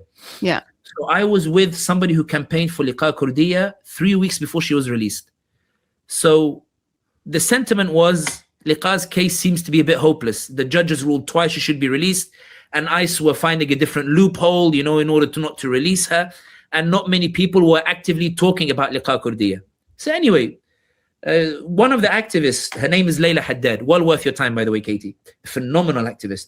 She said to me that she had gone to see a representative in New Jersey because Liqa Kurdiya was arrested in New Jersey. And Layla tells this representative that you have Liqa Kurdiya, one of your constituents. She's been detained by ICE and she's suffering. She had a seizure while she was in ICE and woke up in the hospital, cuffed to her bed. Like, it's barbaric. The representative says to Layla, and Layla will tell the story better than I do, says to Layla, with the greatest of respect, ma'am, if I show you my emails, like, this isn't an issue my constituents are particularly concerned about. No one's calling me about it. No one's emailing me about it. This doesn't seem so. Yeah, I mean, almost like, you know, after that, of course, there was arrangement of phone banks and people started emailing and mobilizing. But that's what I meant, in that talking about these issues leads to actions, leads to people mobilizing. You know what broke my heart in the ICE facility, Katie, was not my situation. It was hearing the stories of the other inmates who'd been there 1 year, 2 years, who'd come to my bed at night and they'd say, hey, amigo, you know, you're going to get out here early. I'm like, how do you know? Because the world hasn't forgotten you. The world's forgotten about us. Wow. Here, this is a picture of my mother, my wife, my kids. I've been here 47 years. My kids are American citizens. My wife is an American citizen. I went for a point to update the green card, but nobody cares about us. Nobody writes about us. When you get out, please talk about it. It was heartbreaking, Katie, to see the plight of these inmates who built a life in America and are being abused just because an administration comes in and spreads a few lies, you know, to the people and wants to appear strong on something that in reality is not the real crisis in America today. That's not the reason why your economy is in a mess. Your economy is in a mess for a whole host of different reasons. So with Yaqub, I hope there's people campaigning for him, trying to get him released and out. But it's a difficult, pushing against your bureaucracy is very tough.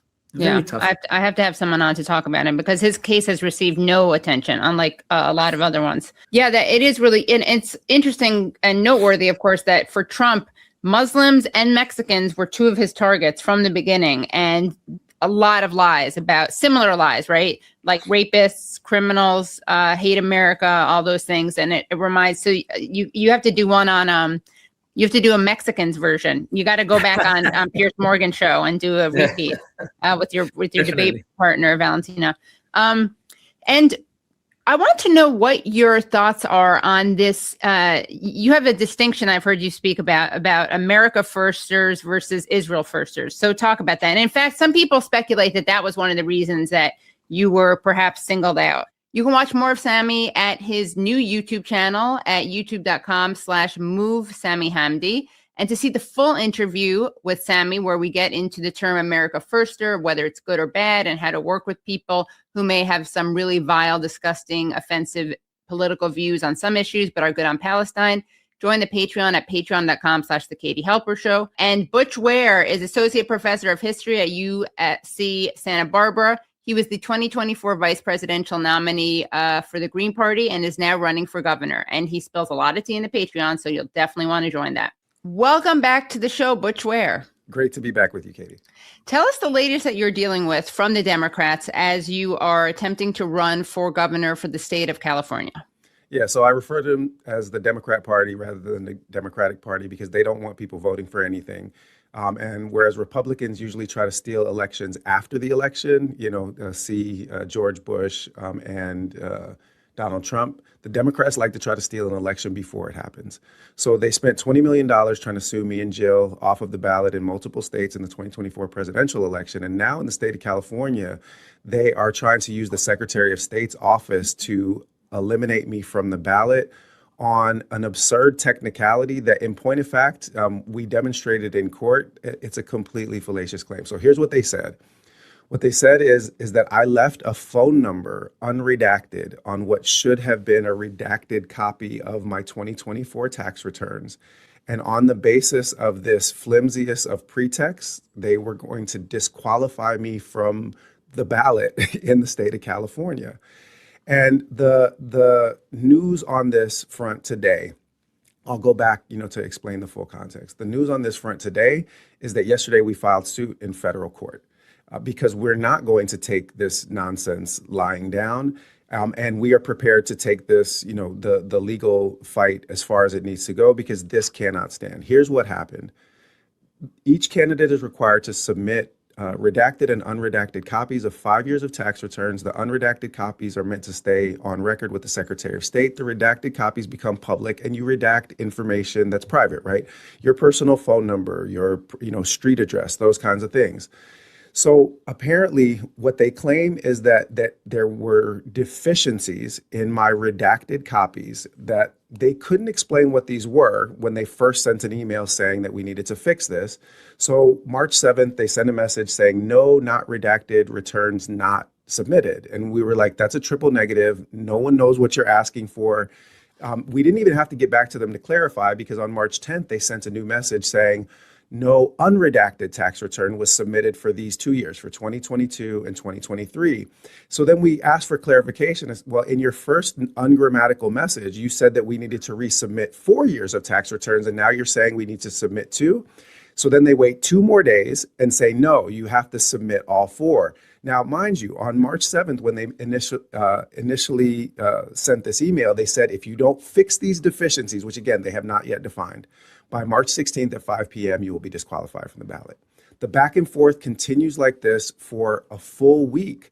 And finally, on Friday, March 13th, we get an order with which we comply. And we just send entirely new copies of both redacted and unredacted forms. They receive them. They open them Monday, March 16th at 9:17 a.m. And then at 4:50 p.m., they send me an email saying, you left your phone number unredacted on this form, and you will be disqualified from the ballot if you do not correct it in person in the next 10 minutes in Sacramento in hard copy. Yeah, how did I know it was going to be between 9 and 5 that they were going to not be able to send you this notification? They gave 10 minutes warning for a document request, but it gets worse, Katie. You think that that's the worst of it.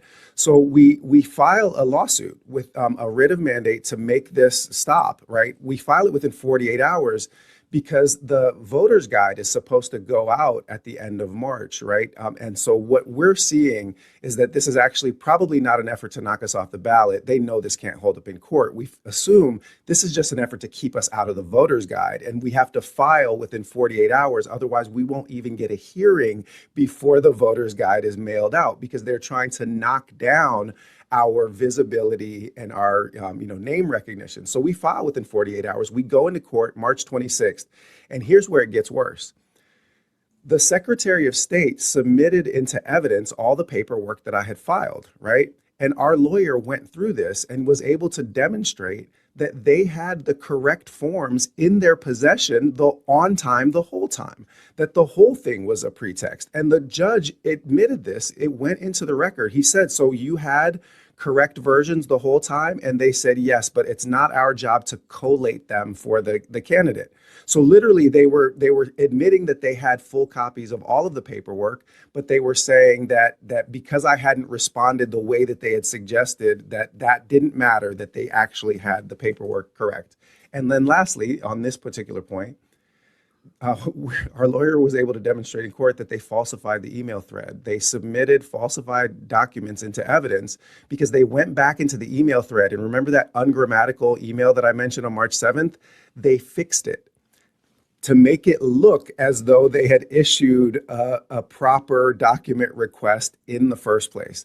And, travesty of all travesties, The judge is completely unmoved. He enters into record that they changed the email thread, enters into the record uncontested that they had the documents in their possession on time the whole time, and nonetheless denied our writ of mandate. Why would he even do that? Because he was sent to do a job the same way that that paper pusher in the Secretary of State's office was sent to do a job. Their job was to get me off of the ballot. Their job was to make sure that I did not appear in the voters' guide. And there was a very simple reason for this, is that at that time, the leading Democrat candidates, Tom Steyer, Katie Porter, and Eric Swalwell, before Swalwell imploded, right? They were all polling at 10%, and I was polling at 5%. That was in published numbers and they must have had internal polling, because we don't have money to run a bunch of polls. So they must have had internal polling that had me running neck and neck. And just understand what it would do to Gavin Newsom's presidential chances, what it would do to the Democrat establishment nationwide to have a Green Party candidate within 4 or 5 points of the lead in the primary elections in the state of California. So we immediately filed an appeal after they had this absurd ruling. In the Secretary of State's opposition to the appeal, they conceded that they had the documents in their possession the whole time. And now they simply said, well, the voter's guide has already been mailed out. It's too late for us to change anything about it. Wow. So they stopped even arguing that my paperwork was somehow deficient, because we had demonstrated that it wasn't. And now they just simply said, well, it's a big deal to mail out all of these mailers. It's very expensive. And so we can't, change it. The appeal judge, again, in the same Sacramento district, beholden to the same political authorities, denied our appeal without explanation. So no notes, nothing explaining why. It just said writ has been denied. So just to be clear, what Donald Trump does with the Republican Supreme Court, that's child's play compared to what Gavin Newsom does with the judiciary inside the state of California, right? He uses it to take out any kind of political challenges or political opposition. So we never expected to get redress from a court in the state of California, but we wanted to let the process follow through. The appeal was denied at the end of last week, so we filed our federal case yesterday. The federal court case is the place where we expect to get relief. We have a request for a temporary restraining order and a preliminary injunction that would stop those ballots from being mailed out until a hearing on this takes place. Because there is no world in which voters should be disenfranchised from having their choice on the ballot because the Secretary of State lies and says that there is a deficiency that does not exist. And then after excluding you from the ballot says, well, now that you're off the ballot, it's too late for us to do anything about it. Wow. So you said that Democrats steal elections before they happen, Republicans steal them after. Can you elaborate on this? Sure. So the Democrat establishment, as I mentioned, spent $20 million trying to sue Dr. Jill Stein and myself off of the ballot in multiple states. They have actually removed ballot access from the Green Party in the state of New York. So you can't file as a Green candidate in the state of New York. They go to war with anything that might appear to the left of them. And so when I hear, Democrats complaining about Republican efforts to disenfranchise voters, I mean, I have to laugh because they literally spent more money just trying to sue us off of ballots in 2024 than the Stein-Ware campaign spent in total. The Democrat Party is, as my colleague at UC Riverside, Dylan Rodriguez, has called them, he said they're the most effective counter-insurgency institution ever to emerge in human history. Their job is to try to destroy anything from to the left of them from ever seeing the political light of day.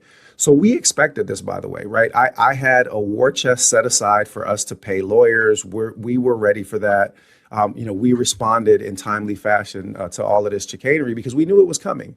And by the way, it is only just beginning because our polling has improved since they knocked me off of the ballot.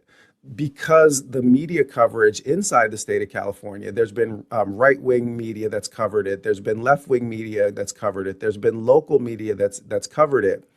But none of the national political media outlets have covered this story because it makes the Democrat establishment look so bad, right? Because it's very clear that if they would resort to this kind of, absurdity, like breaking every rule in the book and being naked about it, not even really trying to cover it up, then it means that they're really afraid, and they should be, because we constitute an existential threat to the Democrat establishment in the state of California. So I'm going to get back to that. I just want the existential threat, but I do want to add one thing, which was the amazing job that they did in North Carolina with Matt Howe, when they literally, the Democrats got impersonated Green Party officials and called people and told them not to vote for him. And they called people to tell them to rescind signatures that they had submitted so that he would be disqualified from a ballot. I mean, there is, you have to understand, there is no depth to which they will not sink in order to try to stop Green candidates. And the reason for that, so in the last 3 years nationwide, Greens have won 57% of the elections in which we have run a candidate for office. Those are mostly from mayor down. But what it means is that consistently, when there's not a fire hose of money that the Democrats can, pour into an election, and when there's not mainstream media coverage to overdetermine the narrative, and it's just races that are run on policy and candidate quality, we beat Team Blue and Team Red together. That number, 57%, is nationwide. That number in California in the last 3 years is 79%. So they know that our platforms and policies are things that voters are going to respond to. And what they fear is people hearing this message, seeing the candidate, having the policies explained in, open public forum. I think that the principal reason why they did this was to get me out of the debate that's taking place tonight at Pomona College with CBS Sacramento.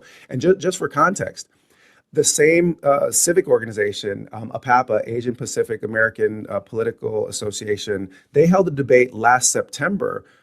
Everyone that was, I participated in that, everyone that was there perceived the difference in candidate quality. There had been a previous one at SEIU Local 1000 in Sacramento that went so badly for Katie Porter that we found out after the fact that SEIU leadership went to the Democrats and said, you need to get another candidate into this field. That's when Eric Swalwell entered the race, and it helped solve a puzzle inside our campaign, which is we didn't know why the first 4 questions on Eric Swalwell's survey that he sent out when he was trying to decide whether he would run were all about me. And the reason is that everybody in the Democrat establishment saw me dismantle their whole field at the SEIU debate in August of 2025. And that began a concerted effort to make sure that that never happens again.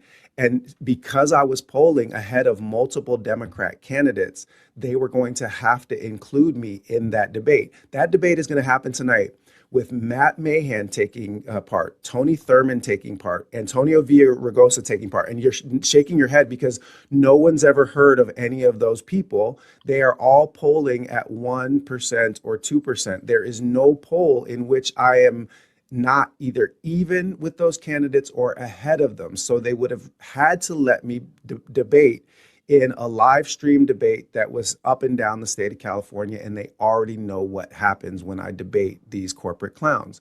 So this has all been an effort to just try to make a threat disappear from public view. Wow. And, speaking of the difference between you and the other candidates, here you put out a graphic that's very helpful that goes through the differences. And it says 6 key issues, 5 candidates, 1 choice. Yep. And you show the 5 candidates and supports CalCare, AB 1900. I'm going to ask you about that in a second. Yeah. You're the only one who supports it. Correct. Supports abolishing ICE. You, Katie Porter, and Tom Steyer. They don't support it, but they say that they do. They say they do. Okay. Fine, yeah. refuses donations from all special interests. You're the only one who does that. Yep. Supports reparations and land back. You're the only one. Yep. Supports statewide rent control and social housing. You're the only one. And supports divestment from war and genocide. You are the only one. Yeah. And tell us about your opponents, because people obviously know who Katie Porter is, and she's said some really embarrassing stuff recently that was really off-brand for her, which suggests that she is a brand more than a committed person driven by values. So the first thing, let's start with that bottom box, which is about divestment from war and genocide. Every other candidate that is a viable candidate inside the state of California is a Zionist, period, full stop. Tom Steyer is an anti-BDS person who refuses to call what has taken place in Gaza a genocide. He refused to call it a genocide in a recent interview with Hasan Piker. Katie Porter has taken money from J Street. She made her I Stand with Israel statements. Javier Becerra, similar record on Zionism. So the part of why they're trying to push me off of the ballot is that it is Butch Ware versus AIPAC, J Street, and the Zionist establishment. Let's be clear that Zionist influence is a critical part of why the Democrats are trying to remove me from the debate and from the ballot. With respect to the candidates, Katie Porter is, her candidacy is moribund. She is a failed candidate. She is only in the race right now because of her ego and vanity. She has no path to victory. Her polling numbers have been abysmal ever since the incidents came out where she was screaming at her staff members and trying to walk off the set. And so that was when Eric Swalwell was called into the race. When Swalwell, imploded because apparently he is a serial sexual predator, right? When Swalwell imploded, the Democrat establishment immediately began promoting Javier Becerra as their preferred candidate. And you could see this because the messaging across all of the Democrat influencers was unanimous and simultaneous. They all began pushing Becerra. Until that day, I polled ahead of Becerra in every single poll. And when suddenly the Democrat establishment supported Becerra because Swalwell had been the previous establishment pick, then suddenly Becerra surged in the polling. But let's be clear. Becerra has no actual organic political following of any kind. And this was demonstrated actually in an online poll that was run by a site called Rogue DNC, which is basically a progressive site. So they asked, who do you want to hear from in the debate? This was with reference to an April 22nd debate that happened last week. And they included my name on the list. So they just included Steyer, Porter, Becerra, or Ware. 3,200 respondents. 45% for Ware, 33% for Becerra, 17% for Steyer, 6% for Porter. So the reality is that it's an AstroTurf support for the establishment Democrat candidate. Becerra doesn't have any people, but he's going to get a platform, he's going to get a debate stage, and he's going to have Democrat influencers amplifying his messaging, despite the fact that this man started his campaign with a maximum donation from Chevron. That this is from Chevron. That's his. He said he gave Gavin Newsom an A on homelessness policy in the April 22nd debate. He said in a recent interview that we need Chevron in the state of California. This is somebody that is deep in the pockets of the healthcare industry, of big oil, of big pharma. He's a Zionist. He is a terrible candidate. He's an empty suit for the corporate Democrats. Which brings us to Steyer. Steyer is not the preferred candidate of the California Democrat establishment. Becerra is. Steyer is running for Steyer, right? And there's levels to this, but I'll just start with this. Tom Steyer has donated to his own campaign $122 million. He has paid $38 million for YouTube ads. At $38 million for YouTube ads, at the time when they knocked me off the ballot on March 26th. And that 38 million in advertising could only buy him a 5-point lead over me in the polls, right? Because you can't buy a personality and you can't, buy integrity. Those things aren't for sale. But just to be clear, that Tom Steyer is a wildly unpopular and uninspiring candidate who has nonetheless been able to purchase endorsements from a number of different groups, including Bernie Sanders, Our Revolution. But if you want to understand, how weak Steyer actually is, he's donated $122 million to himself. What he's actually raised in donations from human beings, $160,000. We've almost tripled what Tom Steyer's donations are if you only count donations from people that aren't named Tom Steyer, right? And similarly with Becerra has no real life support. He has maximum donations from a bunch of corporations. But when you take that out, our little humble Green Party campaign from San Diego to Humboldt, Central Coast, Central Valley, we've actually, in terms of donations from actual human beings and individuals, we're either running neck and neck with them or we're ahead of them. The only exception to that is Katie Porter. And Katie Porter, despite the fact that she's gotten donations, is falling apart in the polls because she does not have people supporting the campaign. And what I've tried to explain to people over the last month, Malcolm said, the media is the most powerful entity in the world. It will have you believing that the innocent are guilty and the guilty are innocent. And he said that's because they control the minds of the masses.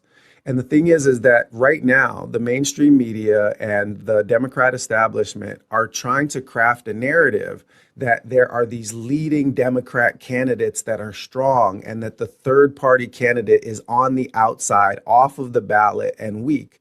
Whereas the actual support that we have built on the ground and in communities far outstrips what any of the leading candidates have done.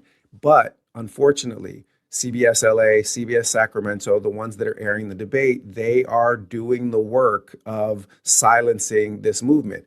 Explain to me how the Democrats get 6 candidates on the debate stage for tonight.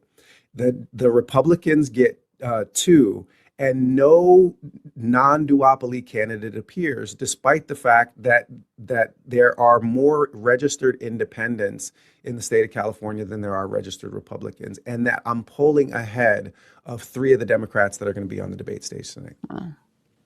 Well, speaking of the Democrats and why they see you as an existential threat, and any parties that are outside of the duopoly, as you pointed out recently, the Democrats just killed CalCare, which is the upteenth time they've killed it since they pretended to vote for it in 2006 and 2008 when they knew the governor would terminate it for them. If you believe that a Democrat is going to get you universal single payer, there's a bridge in San Fran I want to sell you.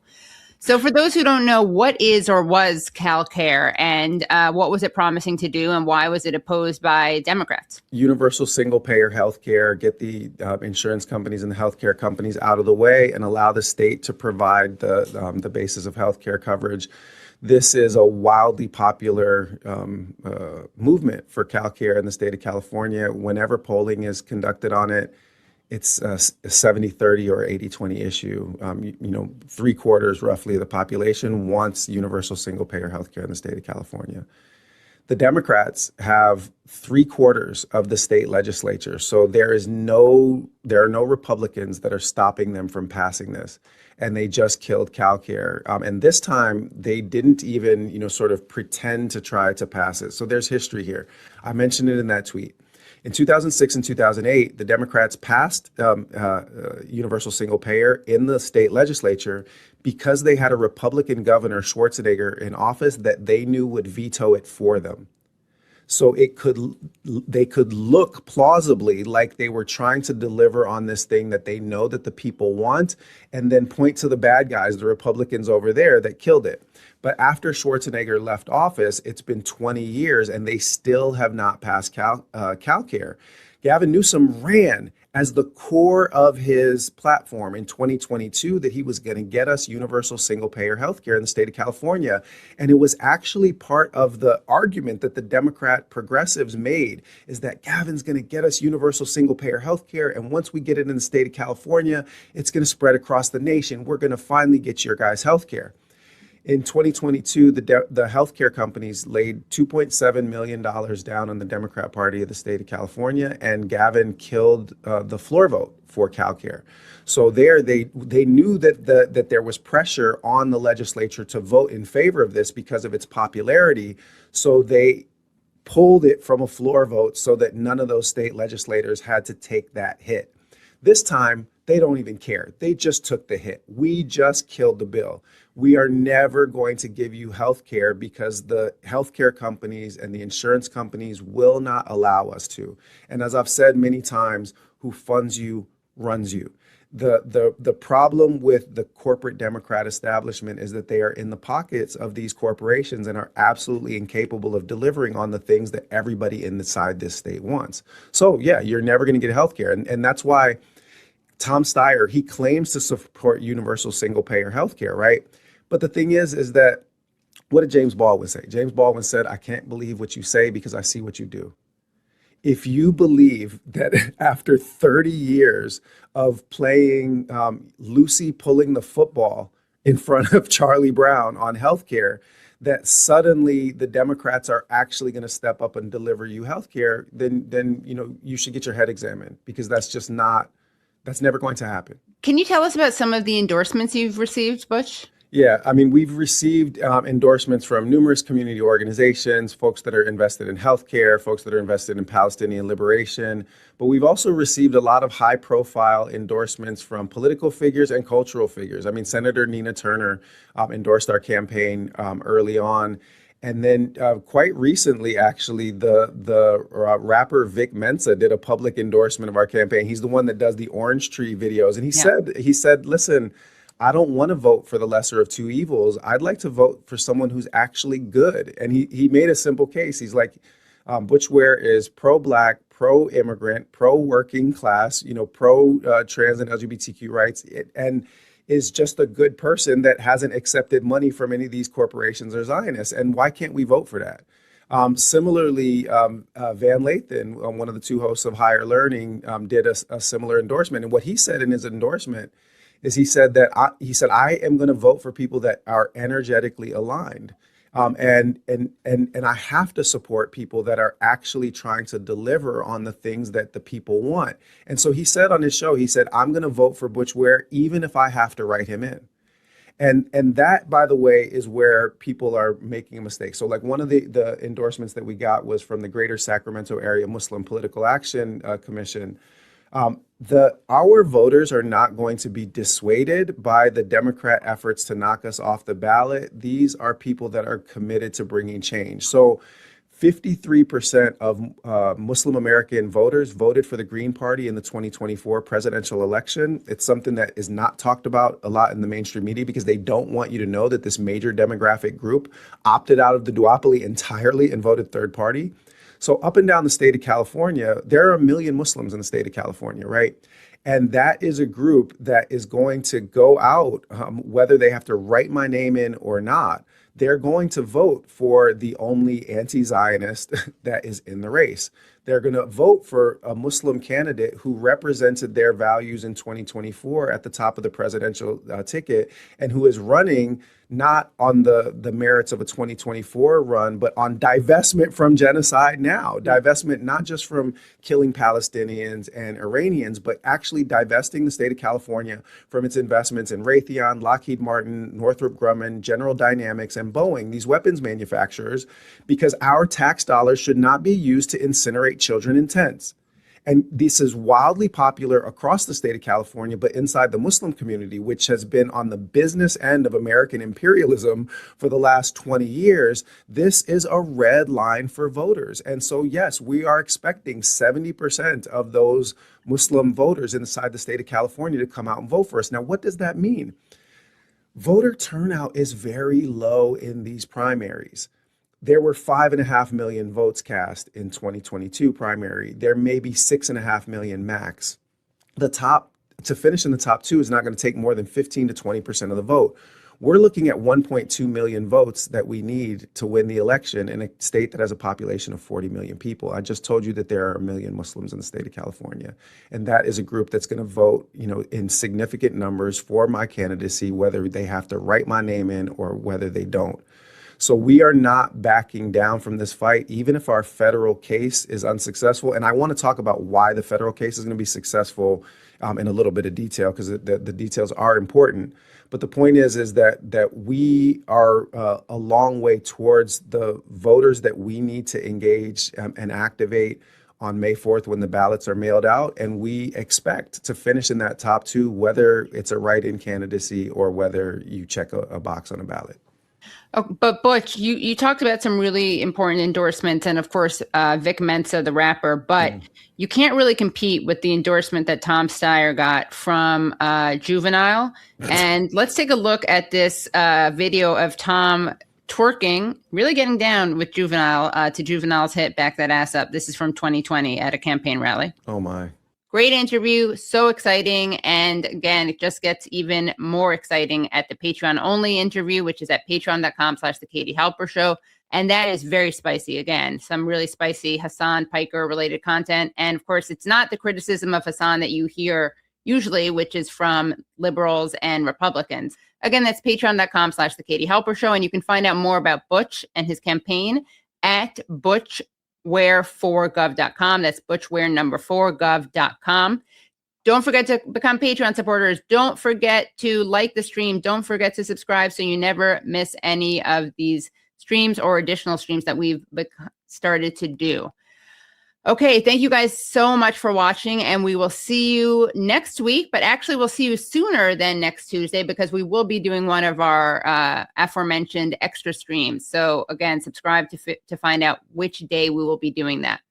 Thank you guys again so much, and see you soon. I did everything right and they indicted me. And I don't know what the I'm doing. Antifa!